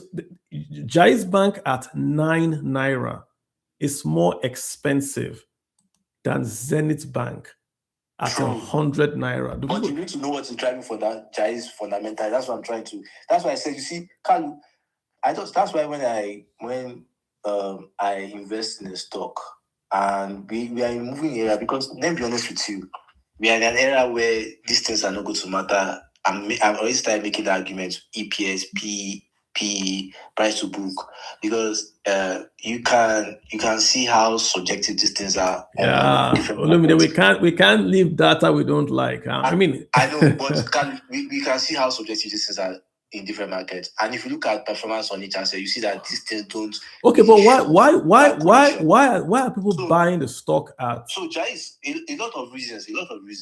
Non-interest, it attracts a certain aspect of people, religion, and this non-interesting, some Muslims don't invest in interest banks, True. And they'll tell you so Jaiz is one of the best options, and like I mentioned, look at people on the team. So if you're looking at it from that metric, you lose the value that you're seeing. And that's why I say, Carl, you have to have a balanced approach when you're investing in the Nigerian stock market. I tell people that, you must have a good understanding on why you must read the balance statement, but you must also understand why the price is at this level, why investors are holding on the stock, the management behind the team, the peculiar ritual. Because culturally, Nigerian banks react differently the way the US stock market banks. When I'm buying US stock bank, when I'm buying banks in the US stock market, the metrics I use is much different, despite the fact that we have almost similar approaches on how banks are being reviewed. So it's very important for investors to have that. And for me, I think Jaiz still has a lot. So that's why I'm putting a buy. In fact, I'm putting a strong buy. And the reason is not far-fetched, because Jaiz attracts certain segment of Nigerians. Nigeria is a secular country, Muslims, Christians, and many people rather put their money in Jaiz rather than Zenith. And you need to respect the cultural reasons and the religious reasons. So, an average Muslim is not cares less about your PE and your return on equity or what you are dividend. What he gets is like the bank, the structure, the formation, very smartly. But I think for me, I'll put a strong buy on Jaiz Bank. I must tend to agree with you, Lumide, because year-to-date number is 104%. All-time 700%. So the bank has been it's an investor's darling. Investors like it. Even the numbers are not quote-unquote shouting. Investors seem to like the bank. So the numbers seem to agree with you. Nigerians don't care about other things. I won't argue. I mean, numbers guide. Numbers say investors like it, even with a P. It's a very expensive stock. Earnings are anemic. Dividend yield is anemic, but investors love it. It. All right, just to do a fun research, do a story about Jaiz Bank. Do a story about some of these banks. Okay. You see the feedback on each, and you see what investors are looking at. That's why I said that, it's not that we should disregard these metrics you mentioned. We need to understand why investors look at that metrics, but you need to also understand what is really pumping these individual banks, Okay. And that's why I said, Jaiz is a very good bank in terms of that. What I want to see, Olumide, with Jaiz is to compare Jaiz loan book with a UBA or Zenith loan book and see what impairments have done with a non-interest banking and interest banking loans. I would love to see that report. That would not be fair. Just to get this, just to see what I can deduce from those numbers. I'm not comparing both of them, but but just to see what I can deduce. If you have non-interest banking, do Nigerians pay back better than if you have interest banking? That's what I'm looking for, to get the psychology of the borrower in Nigeria vis-a-vis in those two banks. I think it's I think so. The EPS, someone is asking the EPS for Jaiz is very, very low. Both EPS and all, EPS is about 70 kobo. This is the lowest we've seen, 70 kobo. Dividend yield about 74%. Yeah, it's very, very low. But hey, so now we've done all the banks in Nigeria. I think I like how we broke it down bank by bank, because each bank has got a unique attribute to it, right? We've talked about Jaiz Bank, where the numbers are not quote unquote kosher, right? But investors like the bank. Then we talked about a bank like Fidelity that's got the highest paying dividend yield, but investors are not buying the stock. So it's a very, very unique environment in Nigeria where people are maybe investing based on sentiment as well as hard numbers. So for an investor, what does that tell you? You've got to be careful. Remember what I told Olumide last week? Volume is a key indicator of today. Volume, because if people are buying that bank, it doesn't matter if the bank is posting PE, right? The bank shares will go up. Earnings are your ultimate arbiter. If the bank posts earnings, the bank stocks are going to go up. So the bank that's why I tell a lot of people that if it was just looking at balance sheets, accountants would be the most successful investors in the market. I think, you see, my problem with our space is that we place so much importance on numbers, and we have to. It's not. Don't say that it's a bad thing. Let me explain why it's a problem. It's a problem because we get carried away, because the way we read those numbers, we don't even read them as correct. Because we need to understand that these numbers are subjective. If you look at the way Americans read results and look at the way earnings move American markets, you see they are more informed and they are balanced. Because there's a reason or there's a rationality behind being addicted to a number, and you can't even explain the number. You don't even know how the number is coming up. Because let's be honest, PE, for example, what was the rationality behind PE? Let us because see, when they teach us in school, like formulas, they tell us that how it was derived, so you understand. The average Nigerian need to understand that there are reasons why you shouldn't put all your eggs on these actions. If you're investing in Nigeria, for example, you need to understand the cultural, the fundamentals, and the type of investors. Nigerian bank investors, for example, are dividend crazy. In the US stock market, it's not that. The JP Morgan, for example, dividend is about 1%. Morgan Stanley is about 2%. But I will tell you for free, investors look at different things when they. So you also need to look at what investors are, and that's how you make money. And that's why I was saying that. See, Tony, for example, I don't need to have so much headache looking at all the numbers Carlos cracking. I don't have that time. I look at markets, many markets. I invest in many markets. The three metrics I look at is first the management team, what they're doing, what they are saying. Do they believe in the team? Can they convince the market? If I can get that, that's a green flag. Second, the management team. How have they performed in the last 5 years? How have they performed? Are these guys dirty?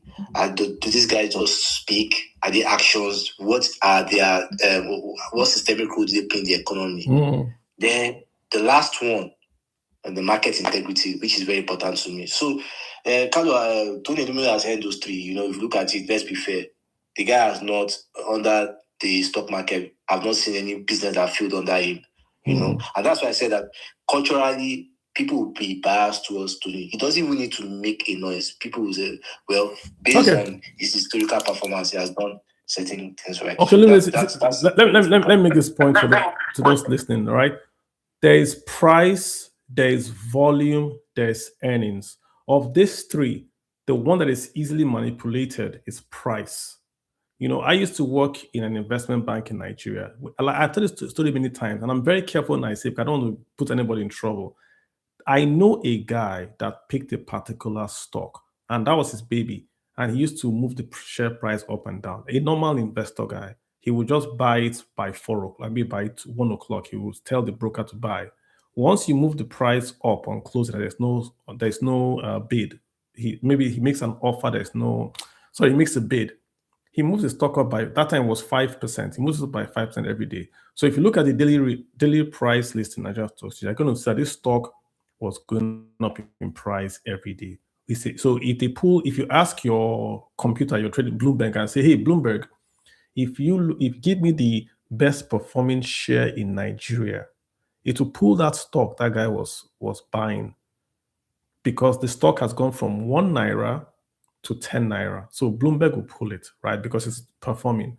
But the volume is where you would have removed that stock, because there was no volume. The guy was buying 100 shares and the price will move up. 100 shares, the price will move up. Again, let me give you a more recent example. The best performing stock last year was NCR in the whole of Nigeria. The best performing stock last year was NCR. The second best performing stock in Nigeria last year, I don't call the stock, I don't want to get into trouble, was a bank. A bank. Second best performing stock in all of Nigeria. So as at December, it was the second best performing. By February, the bank had been delisted. Why? Because the price action went up, but there was no volume, there was no earnings. So Americans look at earnings. It is day traders that look at pricing. If you want to trade, earnings are your future. You want to say, is the bank making earnings? Yes, then you big a strong tick mark. Is the volume supporting its earnings to going up? Yes, you put a tick mark. The least one you want to look at is the pricing, because you and I can move the price. We can wake up tomorrow, we just like the stock, we buy the stock, the price goes up. That's our volume. After we buy, nobody buys. The stock is high, but nobody is supporting that volume. It will just fall. So be very careful of price. Volume and earnings are really, especially earnings. If earnings go up, price stock is going to go up. If volume goes up, price is going to go up. But the price is the result, not the cause, right? Don't confuse the cause and the result. Olumide, let's come to UBA specifically, right? UBA, because UBA, like I said, this week has a lot of teachable points in UBA. And I'll talk about UBA because what happened was that UBA declared a great result, but they had a provision. For those that don't know what provision means, you mean in Nigerian banking or accounting, you make 100 naira profit, but you have given out loans. And those folks either have not paid or they are not going to pay. So what do? You take money from your profit and you quote unquote cover that loan. So from that 100 naira, you take maybe your 20 naira and you cover that loan and say, if these guys don't pay, I will lose the money. So UBA took money from its profits and covered the loan exposure it had. When it did this, of course, there was no cash sufficient to pay those dividends. So what you saw with UBA was that cash came down, there was profit, there was gross earnings, there was margins, but cash went to provisioning. Because there's no cash, no dividend. So as an investor, what should I look at as an investor? Remember the three things I tell you. If you want to buy a share, there are three things you want to look at. You want to buy a stock, and I'll give you those answers. Number one, the strength of the stock. The strength is talking about the earnings per share, the price earnings ratios, the margins, the yields, all those number things are what is the strength of the stock. Look at those ones. If they look good, you take it. So the strength of the stock is your number one thing you want to look at, why the stock is good. The second thing we'll look at is the company's share in its own market. So for instance, is Wema Bank growing in the Nigerian banking sector? So number one, if you're looking at it, share to buy, number one is Wema Bank shares. What are their fundamentals? What's the PE? What's the dividend margin? What's all that stuff? You take it and keep it aside. Number two, is Wema growing in the banking sector, in its own sector? Because there's no point making a profit if your market is shrinking. You see the point? If you make a profit, but your market size is shrinking, eventually you'll be Betamax. You have a better product, you'll be like, or Nokia, maybe Nokia phones, better product, better whatever, better pricing. But the Chinese guys and Nokia and Apple are squeezing your market share. to the point where BlackBerry, nobody carries a BlackBerry anymore. 15 years ago, all the executives on earth, including Barack Obama, the president of the United States of America, had a BlackBerry. He couldn't leave it, called a Crackberry. Today, nobody has a BlackBerry. So if you're making a profit, but your market share is shrinking, that's not a good buy. So number two, the market share of that good company has got to be increasing. Number three, the market for that product generally has got to be expanding. So which means that there's BlackBerry, there's iPhone, but the market for phones, is it expanding or is it reducing? So number one, look at Nokia's numbers. Nokia's numbers, are they going up? Are they coming down? If it's going up, that's a good buy. Keep it aside. If it's going down, you are worried. Look at number two. Is Nokia's share in the cell phone market going up or coming down? If it's going down, it's a big worry, even if they are making a profit, because they could be kicked out by Apple in years to come. Then number three, is the market share itself for cell phones expanding or contracting? Look at it this way. If you have a company making black and white televisions at a profit that has 90% of the market share, but it's making black and white televisions, you don't want to buy that stock, because in a few years, no one's going to watch black and white televisions. So all three have got to be positive. It's got to make money, it's got to be growing, then the market itself has got to be growing. So with that in mind, Olumide, let's go back to UBA, right? Yeah, so can I add something before you go on? Yeah, Go for it.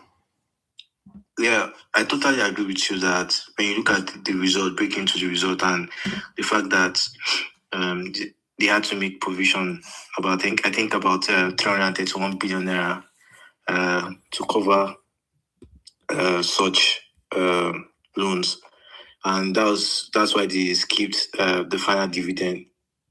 For me, I'm just looking at it that's really disappointed investors, because a lot of people buy bank stocks, particularly UBA, for their dividends. Now look at you've spoken about the fundamental support that still looks like from a bright action. Now let's look at it from a technical action, which is my favorite part in the market. If you look at, we have what we call the relative strength index. That just measures if a stock is overbought or oversold. Just try to tell you whether it's expensive in the market or it's cheap. Don't mistake it with intrinsic value. That's knowing the true value of your stock. That one, we'll go with that later. So if you look at the RSI is also saying it's 39. 39 means that the stock is at an oversold territory. So it calculates tells that it's cheaper than what you're saying. GT, Zenith, assets right now is cheaper. So the likelihood of you having drawdowns from present level is lower. That's from I'm speaking behind the RSI. Now you look at support resistance, like I mentioned, the stock looked like it was going to sink below 40 naira, but he found support around 41, 42 naira. Now, if you look at from the 52-week low to 52-week high, it has been trading between 31 and 55 naira. You look at the price now, look at what the big brokerage firms from Cardinal to Stanbic can say. They're telling that this is a 55 naira stock.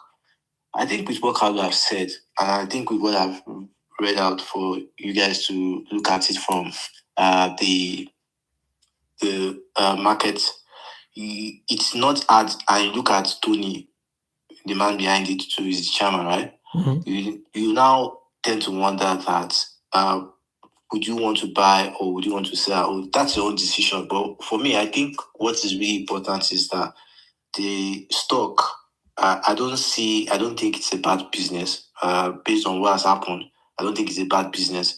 I think what we should be concerned is if this happens again and again. And, the CEO had highlighted the fact that this is a one-off event. So I think investors should be patient. I think this is not like a king cobra in your room chasing you. I think we should stop this.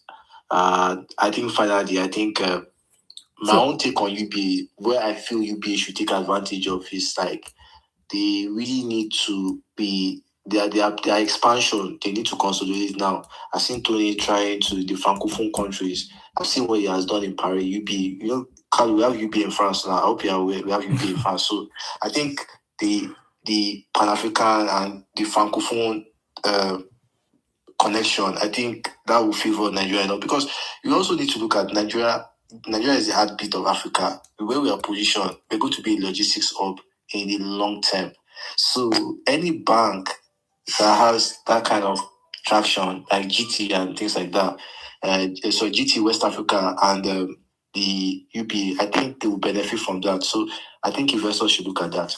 Okay, so now let's now do the numbers, right? Because people are listening to us saying, "Hey, we're just talking." Let's do the numbers. Let's use these three factors I've talked about, i.e., strength of the stock, growing market share, and is the sector expand? Let's see if we can use that to analyze UBA stock, right? So UBA for earnings per share, 9.66 naira per share, is down. But it's a one-time reset. Remember, this EPS being down is a one-time, i.e., because they did not pay dividends. So your EPS has gone down, right? Heavy provisioning, 331 billion provisioning, again, 1 year. And number three, FX reversal on the balance sheet. Last year, we were calling UBA Wall Street. We were calling them Goldman Sachs because they made a lot of money from their trading desk with FX. This year, there's no FX to trade, right? i.e., we've already passed that stage. So they can't trade that again. So it's showing up in their result. Again, it's a 1 year event. By next year, there might be no impairment. So whatever revenues they then get, it's going to show up on the stock. Return on equity, again, 10.5. Down below the historical 20. Again, reset effect. There's post-capitalization reserves and all that. So post-capitalization has affected ROE. Again, right? Keep that in mind. Profit margin is the stock making money because the stock is the bank, right? Net margin, 20%. Very, very healthy for a bank that is all across Africa, right? Dividend yield, 6.57. Not bad. Again, they did not declare a final dividend. So you are comparing a bank that declared just interim, 6.57, with other banks that are doing about 3-4% dividend yield. 5-year earnings growth, CAGR of 39%. CAGR of 39%. Not bad. So UBA is, to me, look at UBA is like a good company, maybe like a Boeing that has got bad news, right?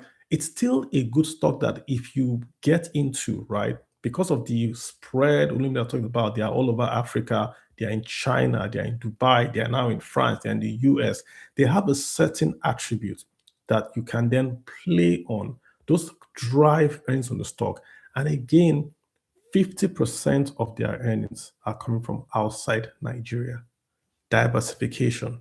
So that's the strength of the stock right there. Let's go to the second factor. Is the company's market share improving in Nigeria? UBA is a tier 1 bank in Nigeria, right? It's one of only 3 banks by assets, one of the top 3 to 5 banks by assets. Massive retail footprint, 45 million customers, over 1,000 branches. Strongest brand, Pan-African operations. Half of their revenues and profits come from outside Nigeria. So in terms of market share, they are top 3 in a market in Nigeria. So number one, their stock price, we've talked about stock price and their attributes look good. They are growing in their own sector. They are top 3 in their own sector. What about if you look at it internationally? Is the companies banking in Nigeria expanding? Yes. Banking sector is going to grow about 7% per year. We're going to get about $16 billion market by 2030. 2030 is 4 years away. So by 2030, McKinsey is saying Nigerian banking market is going to be about 16 billion. And this company is growing market share in a growing sector and is a top 3 participant in that sector, right? Broader African revenues are going to keep on expanding. UBA's Pan-African services are growing faster than the Nigerian domestic business. So UBA has captured the mature market in Nigeria. It's one of the top 3 banks in Nigeria.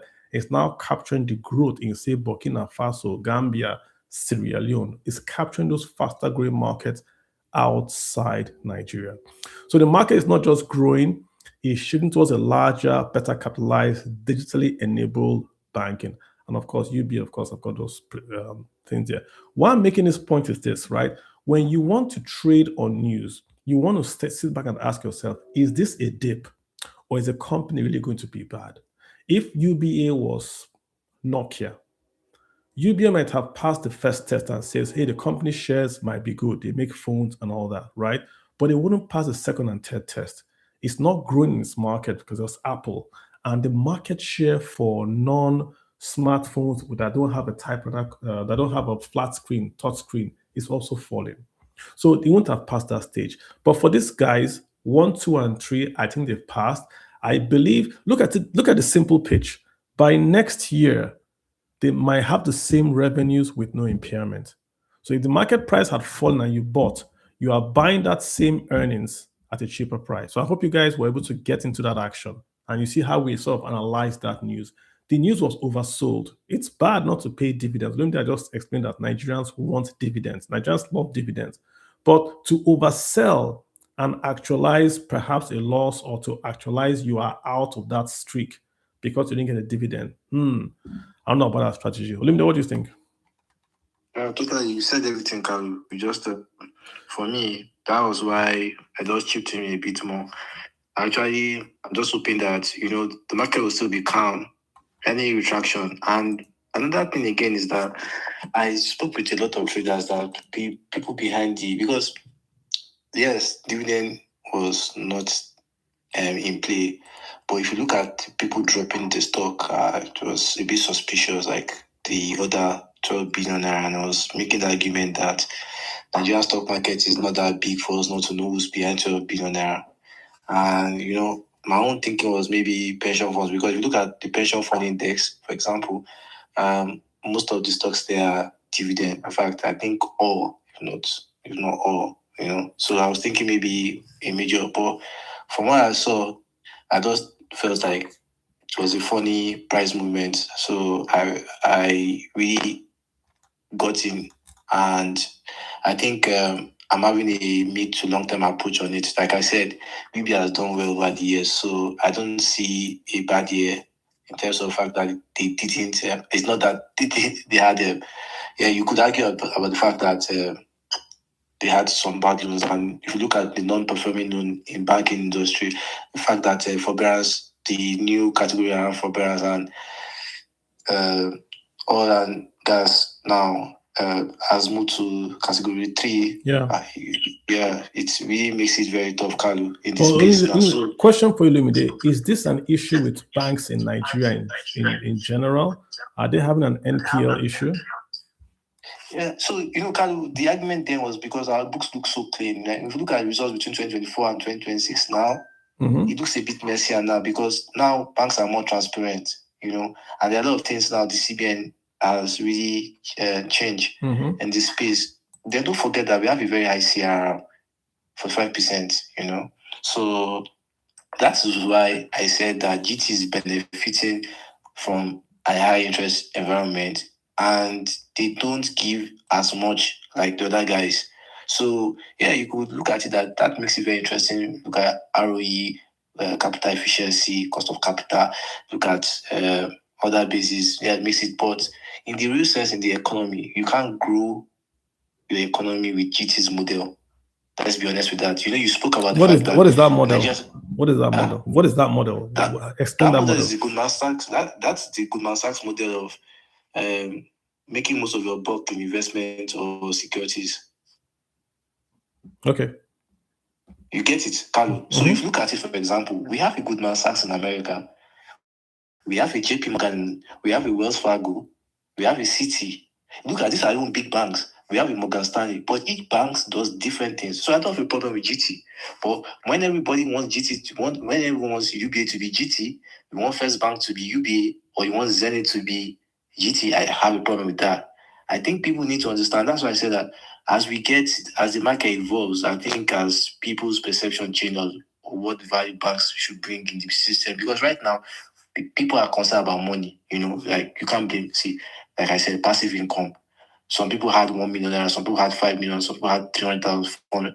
That's a lot, in the Nigerian space. So, I feel like as we get involved, the functionality of banks out, what banks bring the mood to, because I think it's unfair when we compare assets, for example. You can't expect assets, for example, cost efficiency of assets to be better than that of GT. GT doesn't really, and you can't expect the NPO. So there are ways Americans look at these things differently, and that is why, you see, if Nigerians were, my argument has been this, I will tell my colleagues on the high street that if Nigerians were investing in the US stock market, they would have put Goldman Sachs higher than JP Morgan. But look, ultimately, in the Nigerian banking market, right, isn't it a question of who is going to have the fastest growth, control the largest market share? I don't even look at it, because that's what will drive earnings. If you look at all the banks in Nigeria today, from UBA to Zenith to Wema to Fidelity, it's a question of the next 5 years. Who is going to be the preferred banker to a 35-year-old boy in Kogi? That's the question. And if you get that, now the Kogi boy doesn't have to go to a banking branch to bank. That's the point I'm making. He can sit in his local, not even in a town, in Lokoja, in his local government area. He can sit there, do his banking, do his stockbroking, do his loans, pay for JAMB, pay for his bills, all on his app. If you can get a bank that can do this, that bank's going to win. But Kalu, see, look at the fundamentals behind different banks. Let's be honest, retail banking in Nigeria is not expansive. You look at the big boys behind, they're making money mostly from corporates and treasury. Yeah, they're making money from taking money from you. That's where their bread and butter is. If you look at the Americans, for example, it's a different thing entirely, Kalu. Okay, but the point again is that this, right? The reason why Rocket Bank Finance can't beat JP Morgan. JP Morgan has got years of cheap capital. Yeah. Okay. But I'm saying in Nigeria today, how many Nigerians own a bank account? It's less than 50%. Yeah. How many Nigerians that own that bank account have more than 500,000 that bank account? It's less than 5%. So we don't have the scale that America has. And I'm saying the market is still open. No matter how big you look at Zenith today, they can be taken, because Zenith took down First Bank, and not this UBA, the old UBA, Wiseman Bank with UBA. That UBA was UBA, AfriBank, Union Bank, and First Bank. They were taken down. Let me make you laugh. I agree with you, but let me make you laugh. To get a bank license in Nigeria now, it's easier for you to have an appointment with the president now than to get a bank license. Mention the banks that have gotten a bank license directly. Now, it's harder than before. The Nigerian ecosystem, let me tell you how it is, the banking system now. What you're saying, I totally agree with you, but it's now very competitive. And those banks are not sleeping. I get what you're saying. I feel like what will change our banking industry is consolidation, or if a big player comes in and buy one of them, and just like what happened, look at what happened in Stanbic and things like that. But if you look from the fact that saying, like, you want to tell me like a floater wave or a money point or a OP, I can bet my score that you're betting that to overtake Zenith or GTO. I can bet my score that will not happen. It will only happen if the CBN is broken into regions like what we have in the US, like a different region, US, Fed of New York, we don't have that. I don't see it, Kalu. Won't happen. Okay. Let's be honest. We'll see. The politics behind the market, I don't see it happening. You see, Kalu, I'm not disputing fintech's progress in terms of bank financial services. I'm not disputing that. What I'm telling you is that the Nigerian, we are ignoring the political and cultural. See, Wema Bank has been. There are limits to what Wema can do in the. See, Kalu, I don't know how you're looking at it, but if you think the fintech, I'm not saying it's going to happen. If you think the fintech will take but look, they've taken loans from them. More Nigerians get loans from the fintech guys than from banks. Retail loans, don't compare retail loans and commercial. The largest banks make so in Nigeria. So again, Olumide, where do they make money from? In banking, investment banking, personal banking, and all that, right? So the point I'm making, again, let me make the point to you. No fintech is going to wake up and start lending to MTN. They don't have that capacity. But if the banks, how did First Bank lose its crown? They lost it from the street. They lost it from the street. People could go to Nigerian banks without a mat, without tally number. They open account in GT, they open account in not just all these new banks, all those new banks, they open account in them. They understood that, oh, banking can be pleasant, it can be fast, it can be, in AC halls. You can do banking in AC halls. People flock to those banks. Till today, Nigerians use their banks for collecting salaries. That's what they use their bank accounts for. Look at the report that EFINA publishes every 2 years. We don't really do banking here. We open a bank account, get salary, then use the bank account and spend money. We're not doing commercial loans. We're not doing anything. We're not doing student loans. We're not doing anything that is fancy. We don't do mortgages in Nigeria. We don't have mortgages. We have 5 year. We have 5 year loans that we call mortgage. We have a few 10-year loans that we call mortgage. What bank? What bank does mortgage? What bank? Stanbic. You can't do mortgage without a mortgage refinance company. They can give you a loan to buy a house, doesn't make it a mortgage, right? They can give you a loan and say, hey, this loan is to go and buy a house. But there's no mortgage refinance. There is no lender at last resort. There is no risk rating. There's no loan to value calculation. There is no central registry where you can take your title to and verify that title and then use that title as a collateral for in the bank to get an equitable mortgage. We don't have all that. You can't have a mortgage loan without that. We have loans to buy a house, but we don't have a mortgage. Yeah. I hear, Lumide, it's been a fantastic session, Lumide. I think we spent 2 hours here talking Nigerian banks. You've taken us through the whole government, right? We took you on, we asked you about the big boys, the GTs, Zenith, Access, UBA, Stanbic. I think what we're hearing from you is that we're not hearing you say goodbye. We're hearing your insight behind these banks, right? Behind these banks, where you think these banks are good, why you think these banks are laggards. And I think it's been very enlightening. Even for me, I learned 1 or 2 things, what you said. I read your article for Nairametrics where you talked about the how CBN has sort of changed the picture. If you haven't read it, look for Nairametrics. Lumide's article is there on Lumide can share that article. I also share as well. I think it's very, very interesting. But that's the point we're trying to do in this space. So to just talk around Nigerian banking stocks, then we focused on UBA. We're not talking of UBA in particular, but we're saying investor reaction to sell on news of no dividends when the issuing company has still got making a profit. This was like what we call a black swan. Is it maybe a gray swan? It's a gray swan event, right? It's still making a profit, still making a margin, and then we're selling on the back of no dividends. I don't know about that. So we've really touched on all that. And just want to see if you have any remarks as we sort of wind down the space. Oh, if you guys had a few questions, Ifrex, I do apologize. Ifrex, hi. Oh, sorry, Ifrex. I do apologize. And lots of guys had requested speak. I just want to get through. So Ifrex, I don't know if it's still going to be there. If you want to ask that question, please go ahead and ask. And if you want to ask your question, please also go ahead and I'll add you. Ifrex, please go ahead. Yeah, good evening, Mr. Carlo. How are you, sir? And I'm fine. And good evening, Lumide. Good evening. Yeah, I know you guys are doing good. So I've been here listening to you, I think almost since the beginning, before the first space got disrupted by maybe network or something. So I later rejoined. And I just want to say I'm holding 2 banks. And the reason I'm holding these 2, number one, that I'm holding that's in my portfolio is UBA. I think whenever I opened an account when I was in the university with UBA.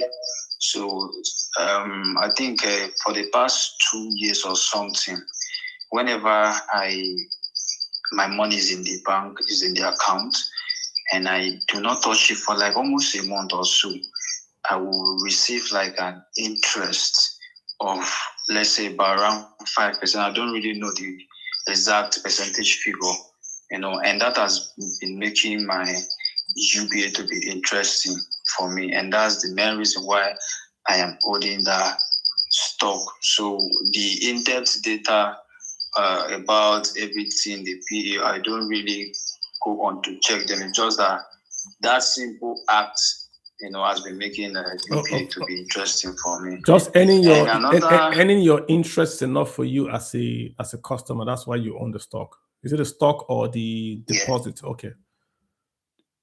The stock, I own the stock, and I also have deposit in the bank. So owning receiving interest on my savings in the bank, which I've not really been seeing it from other banks as well.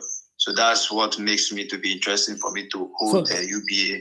So despite the fact that there was no dividend this quarter, but I didn't, even as it dipped, I didn't panic because I know they're very good bank, and it's a top tier bank. All right. And the second bank I'm holding there is GTB. The reason I'm holding GTB is because I think that bank, the way they used to charge me, there's no other bank that charges me like that. I would just maybe from SMS. I don't know if there's a flat rate for SMS alert charge, but that of GT Bank is always something else. If I keep money in GT Bank, let's say I keep a round figure of 10,000 naira, at the end of 3 months, I think that money will drop. Why in UBA that money will increase, but in GTB that money will. So there are charges. So instead of me complaining, like, why are they always putting all these charges on me? I said, okay, let me follow them. Maybe, and whenever they're declaring profit, their profit is always somehow very big. Their yearly profit or something like that. And I said, okay, instead of me complaining, well, let me just join them and see what their stock will be doing.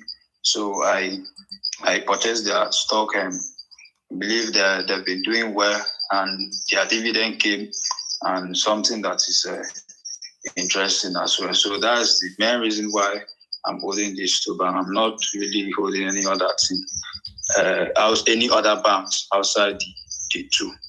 Okay. So that's just that. That's an interesting perspective, that because they charge you, you then bought their stocks sort of to reduce your losses or to reduce your costs. That's an interesting reason to buy a stock. I mean, that's fine. That's fine. Thanks, Ifrex. I appreciate those comments. Ben, go ahead.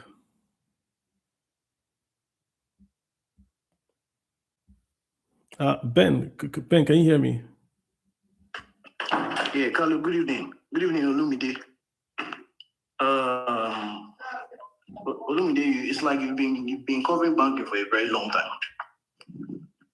I was really impressed with some of the insights that you gave. I learned a lot, because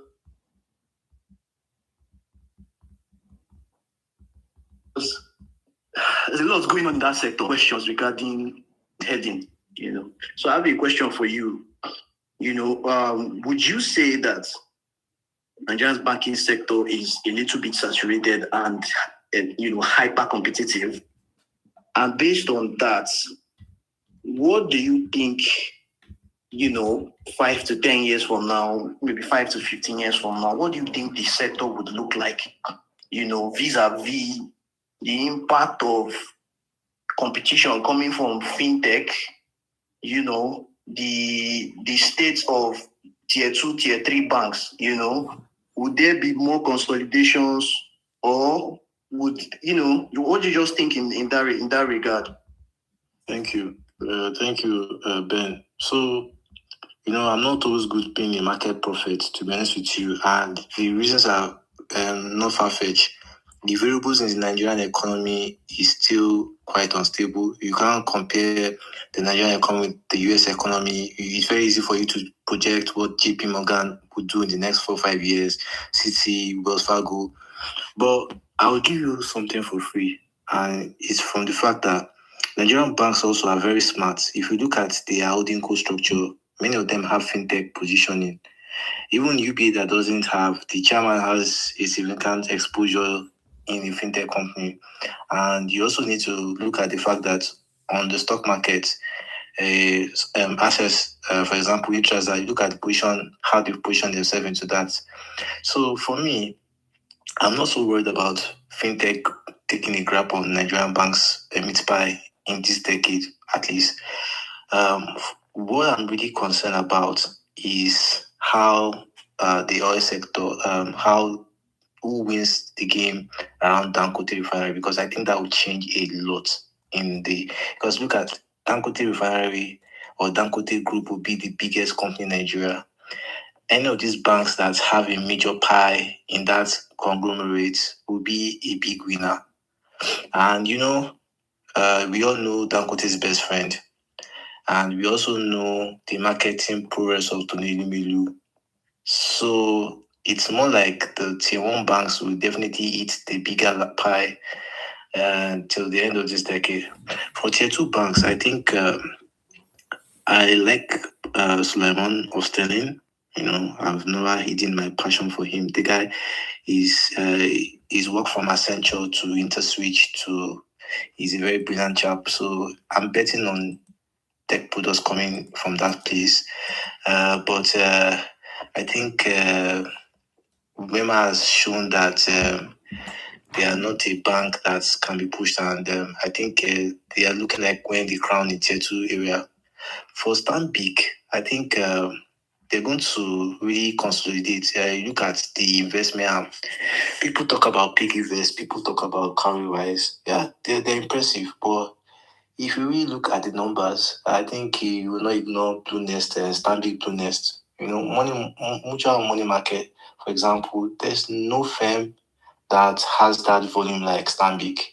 And you also look at the array of services Stanbic offers. I think they will really be the big players, at least in this decade, in investment banking. So in the long run, I think what I would just be shocked is if we see serious merger between tier 1 banks, which doesn't look likely, I think something I was wishing for, like maybe a Zenith and GT or a UB or something, but I don't see that happening. And I think these guys definitely have shown that. I'm betting that tier 1 banks will definitely be the Apple of the Nigerian bank. Definitely will take fintech soup. OPay listing in the US stock market would also bring more light into the fintech service space. But Nigerian banks like Haripay for GT and Alert for Wema give them much more light. Then don't forget, like I said, Tonemi's exposure in the fintech arm. We don't know if he's going to list it. We don't know if he's going to, but it just tells you that those guys too, they are aware of their Achilles heels and they are not sleeping. So I think for investors that are looking within this decade, I think they should focus on the strength of our sector right now. And yeah, these guys. Linda, can I have a follow-up? Thank you. So what about, sorry, let me add, what about tier 2 consolidation, tier 2, tier 3? Do you think we are getting to a point where they will be forced to consolidate? Because personally, I feel like we have a lot of banks in that space. Yeah, but they have to. But yeah, they have to. But you see, the politics. You see, Nigeria. If you look at the fundamentals, Nigerian banks are not just. You don't just look at the economical side. You look at the political angle too. They have to. But if you look at how Wema came out, I didn't give Wema a chance, to be honest with you. That's why I said Maruf did a very good job. Maruf Oseni did a very good job with Alert, And if you look at Sterling, the way they are positioning themselves, look at how they reduce charges. Sterling is one of the cheapest banks to open as a retail customer. They don't have this excessive charge this guy mentioned in the Orange Bank. You don't see it in Sterling, And if you look at Fidelity's growth in SME is impressive. I told you the story behind Money Point, and so it's very FCMB too is another bank. So yes, it's possible, but the fact that all these banks scale through and they don't look like their revenues is watering down, their margins doesn't look like they are significantly impacted. Though we're not seeing those huge profits we saw last year. I think time will tell, but yes, more likely we should expect consolidation. Can you shed more light on the Money Points Fidelity link? What's going on there? Okay, I think it's just a story on how Money Point started, I think they had a deal with Fidelity. They did some stuff with them, and from there they scaled. I'm just talking of how Fidelity supported small scale businesses, because you see, are you saying that Fidelity is on their cap table? No, I'm just saying that they helped push the story. Without Fidelity, I don't think Money Point would have had the story they're having. It's just like talking about the impact Morgan Stanley had on Mark Zuckerberg or on some of these things. Because see, you need to understand that banks that invest. For example, a bank that invested in you when you're a millionaire, by the time you get to a billionaire status, you definitely, they have advantages. That is why Morgan Stanley's wealth management is doing very well. Yeah, that is why Morgan Stanley's wealth management is doing better than Goldman Sachs, because Morgan Stanley bet early on many guys in Silicon Valley, while some of these banks were ignoring them. So he paid off for them, and that is why we are where we are. That's on the follow up of the question he asked about when you said Dangote and the banks. So if Dangote is dealing with, say, a bank, and is the bank is where Dangote parks his cash, is there a space also for a bank that does, say, supplier finance? So I'm a small tier 1 bank. I don't bank. Dangote is not banking with me, but I'm supporting 500 folks that are doing business with Dangote. Either I fund their purchases from Dangote. That's also a rub-off effect on earnings for those small tier 2 banks that are not going to be. Definitely, Carlo. Yeah. Definitely, Carlo. No, I'm just talking about the biggest winner. Definitely. Gotcha. In fact, most Nigerian banks would benefit from the functionality of the Dangote refinery and the group, because like if you look at the influx of capital coming into the oil and gas industry and look at the levels oil prices are trading, it's very attractive. And of course, it's also asking me here if we could name that. There's a story out about Nest Oil, and the banks that were involved in Nest Oil are the same banks that are not paying dividends. So if that's a factor, it's already out here. I mean, I saw that report out where the banks that were exposed to Nest Oil are the banks that are not paying dividends. You want to take a stab at that, or you want to let it go? That's a big issue that's going around right now. I didn't want to say too much about that. It's already out there in the press. It's already out. They actually named the banks in the press. They named the banks that have exposure to Nest Oil. Some we have covered in this space, and Olumide is. I can see Olumide is very interesting. Very, very interesting. You know, Carlo, there's a saying that if you borrow 1 million naira from a bank and you don't pay back, you're in trouble.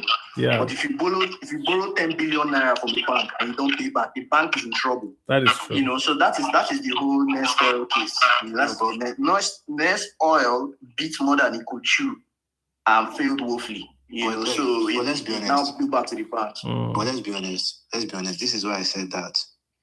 I don't want to talk so much about it because people have different way they will view the report. To be honest, if you look at the banks that were exposed, First Bank, Access, UBA, Zenith. There are more Olumide. It's mostly second tier banks. Who was the biggest? Do we know who the biggest is? I don't know. Bank. I think it's First Bank. Their names are there. But let's be honest. You didn't see GT on the list. GT is not there. GT is not there. But is that a good? In Nigeria, people, if you look at it from another view, people say, well, GT is not as good. But if you look at it from an American view or from a market perspective, it tells you that many of the worries you have, many of our banks won't borrow. So are we punishing banks that borrow businesses that failed? I think we need to be fair. That's another question I ask, because see, when I look at it and I see some experts talk about all these beautiful reports and this is why this bank is, I just shake my head, because see, if you understand the functionality behind the bank, banks are supposed to provide liquidity to the real economy. So if they provide liquidity to the real economy and a business fails, that's not the best way to now paint the back to UBA, for example. If you look at, we mentioned that they had a good year, but they created provision because of the way the CBN that they had to deal with those loans. Now, I don't have a problem with that. But if I can bet it to you, Carlo, that if it was going to be in the American stock market, it will be viewed differently. What Americans will look at is UBS outlook. Do you know that some stocks, if you look at Apple's result, the Apple's earnings on iPhone wasn't impressive. It was the outlook that smashed the stock. Nigerians don't look at outlook. Nigerians look at dividends. So that's another thing again. So I don't know why we keep punishing banks that do their jobs and produce sector, and when things go bad. I think it's quite unfair, but that's the rule in Nigeria. Understood. Understood. I think it just highlights that the economy is always secular, and what happens here has an effect here. I think that's just what it means. The article is out there in the cable. They list the banks, and you can see that exposure there. And CBN has said you can't declare dividends until you do NPL. So this might not stop today. So the banks that bite the bullets and do the NPL provisioning clean themselves up for tomorrow. If Nest Oil pays tomorrow, that becomes revenues back to the bank, and it becomes profit to them. Abdul Razak, hi, how you doing, sir? Thanks for waiting. Abdul Razak Yusuf, how you doing? Thanks for waiting. I'm doing well. Thank you, sir. Good evening, Carl. Good evening, sir. Good evening, Mr. Olumide as well. First of all, I think it's a message of gratitude I want to pass, mostly to Olumide and to Carlo as well, because I think as of last year, I don't really know much about stocks. Yeah, I hear it, but it's not something I actually know much about. But there was something that, because I read a lot, I read, but like I read bits of everything. So, but there was something I read last year that actually now like changed my position on making my own research on stocks. And then I think it was MTN. I think MTN, they released their profit something around 2024. And then I think by first quarter of 2025, that profit, they've already like exited it. So that in itself like make me think about like this stock of a thing. I think I need to make more research about it. And from someone that has been into crypto for a while and he has got bond. So I made my research, and then that was when I now came across Olumide's page, and I started following him.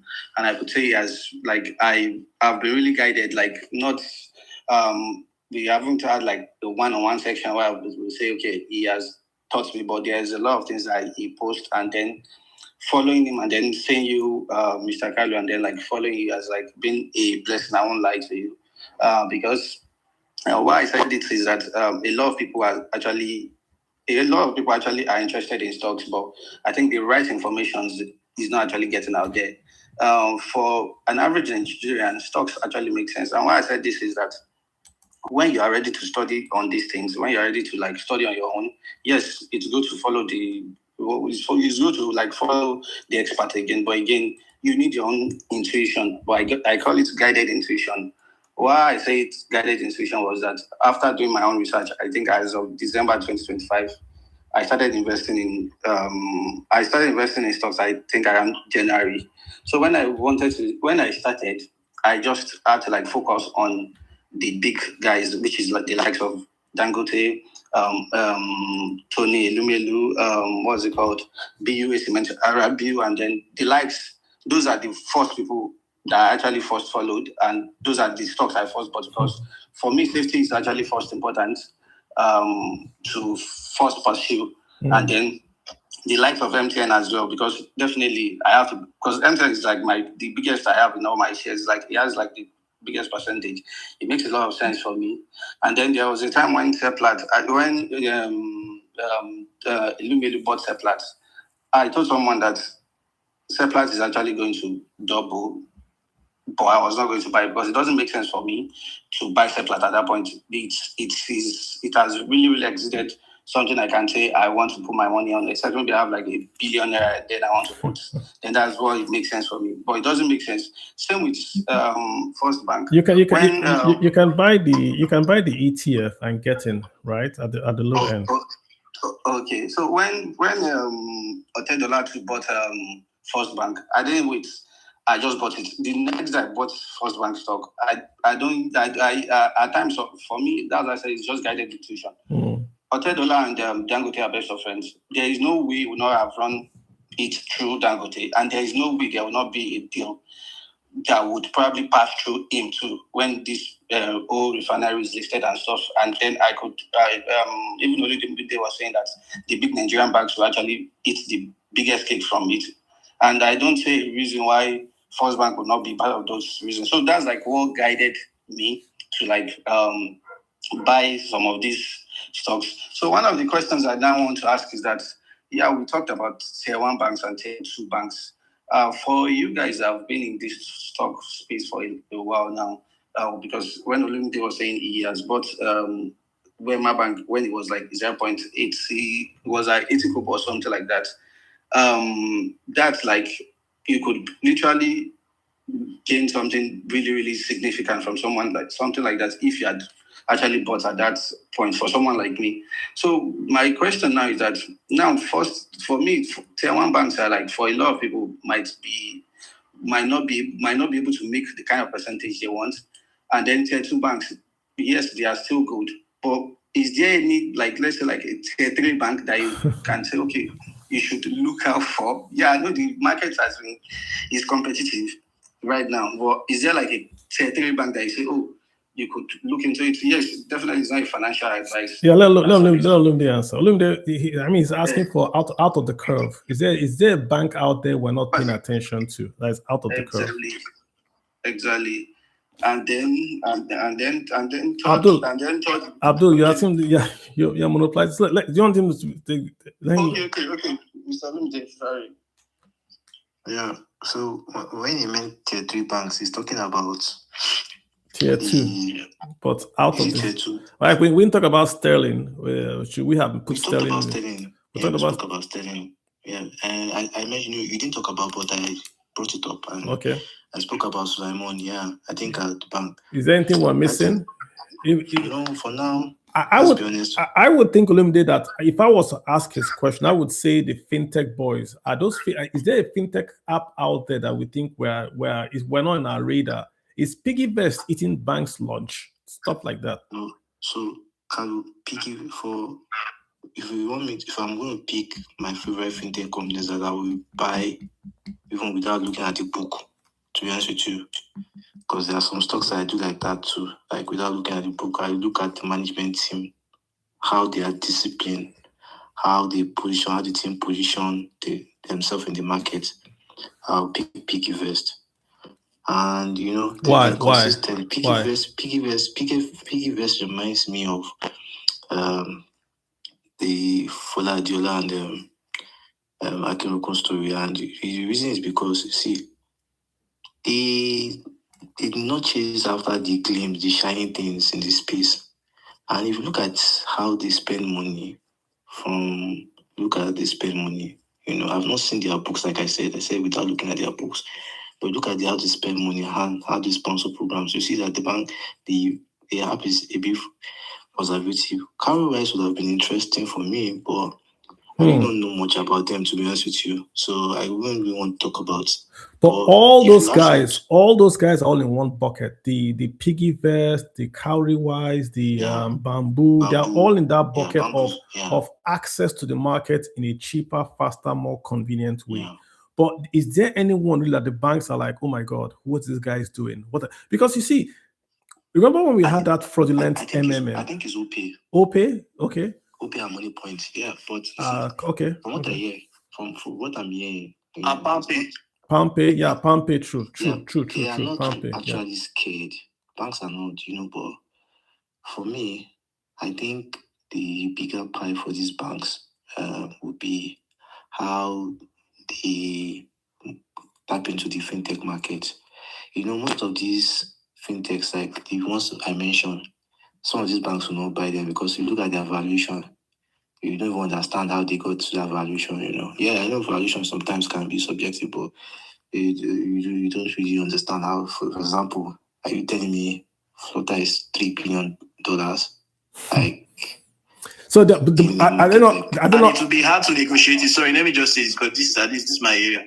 It will be hard to negotiate because of the people that have already taken positions on those cap tables. These are foreign investors. So if the banks are going to start negotiating with foreign VC firms, it's going to be very tough to argue that valuation and say, oh, it's low, it's high. No, I don't know why I don't know why I argue because if you look at OP, for example, Salt Bank is behind OP.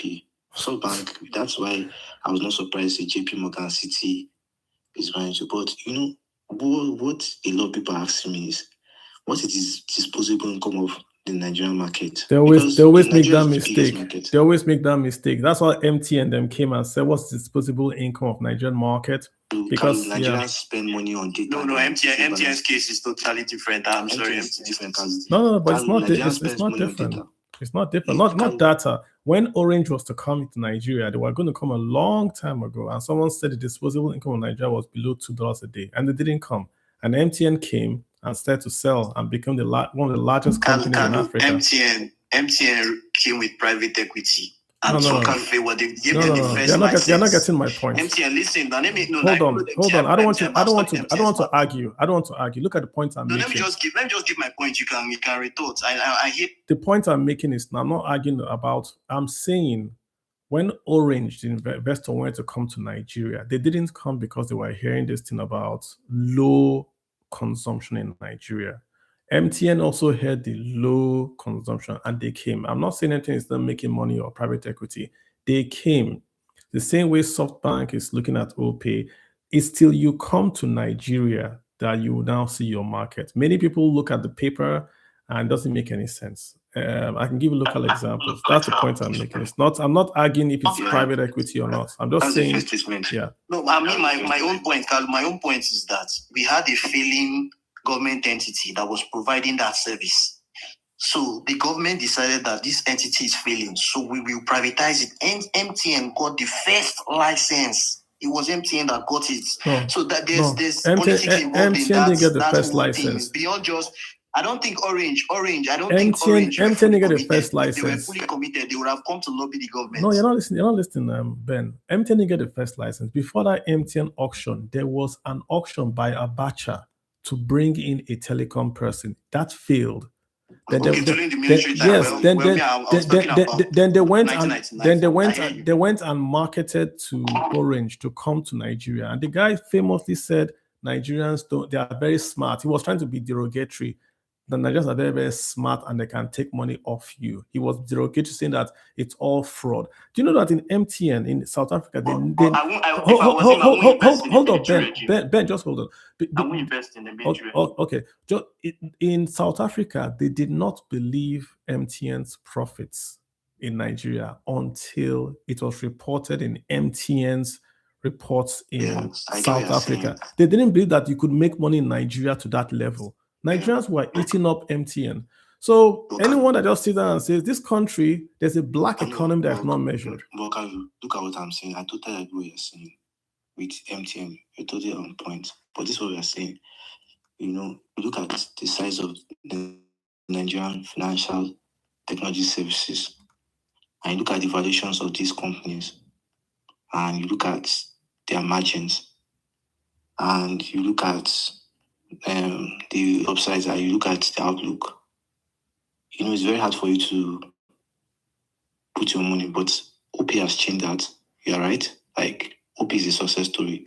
14 million users, market valuation at least $4 billion. Salt Bank will make a buck from it, and a lot of Nigerians are interested. So I totally agree with you. There's a company doing right? There's other company that do not. That guy, he has a cell phone company in North Korea. He's always going to all this. Let me try to Google his name. He's always going to all these nations to do business, and he makes a lot of money. He's Egyptian.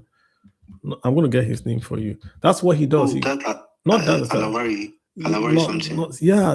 Egyptian. He goes to these companies. It's in North Korea. I think it was in Nigeria. He goes all these places and he invests where nobody will go to, and he cleans out. Who will go to North Korea? Kalu, let me ask you, Kalu, if you're an investor, would you invest in a military regime? Especially a military regime that you see successive changes. The largest investment, the largest investment as at that time by an American company, or done in Nigeria, the LLNG company, Kellogg's, the LLNG, who built it? Kellogg's, then Schlumberger, Americans, they built it with under Abacha. So in the military, all they want is guarantees, and the military even gives them better guarantees than the civilians. The military will not sort of renege. If you go to the military, they will give you. You ask a question. I don't want you to. You go back and forth and you interrupt the flow. If you go to not politics, look around the world. How was Indonesia? Was it not the military guy when they built everything they built there? Look, come to Nigeria. List the top 10 infrastructure projects in Nigeria. Tell me what year they were built. When did we build our refineries? When did we build our airports? Lagos Ibadan Road, not built, not renovated. When was Lagos Ibadan built? When did we build the universities? Top 10 infrastructure. Who built Abuja? Under civilian or military? Go around the world. Just go around the world. When the Cairo Dam, who built it? When was it built? Military or civilian? So thanks guys. No one speaks. So we've had a fantastic session. Let's call today, guys. We're going to be here next week. Next week also I'm going to bring again on that stockbroking firm to come and talk around the same topic, but we're going to broaden it, do Q1 review of Nigeria, see where we should invest, see where we should not invest, and see where the smart money is going to. So please be with us again next week, where we can also interrogate this personal finance, investment, the economy. Thank you all for watching. YouTube folks, I see you guys. Yeah, I've answered most of your questions on here. So thanks also for hanging out there. This stuff is recorded on the podcast and on YouTube, so you can always go back and listen at your leisure and see most of what Olumide has said, and of course, you see how you can implement. It's not enough to just listen every week, right? You want to take what you hear and go out and implement. So I thank you, Abdulaziz, for hearing and again implementing. You have to start small. Don't make the excuse to say, I don't make money. If you can buy data, you can invest. Even if it's get those apps, those bamboo apps, get them, put money, little money in, start small. You are building the discipline first before you build the investing. If you have the discipline not to spend more and to put aside to invest, it's more powerful than that return. Olumide, any closing words from you? Yeah, stay invested. Stay invested. Nigerian stock markets. Always be invested. It's trading at a premium, but I think I'm bullish about the Nigerian people.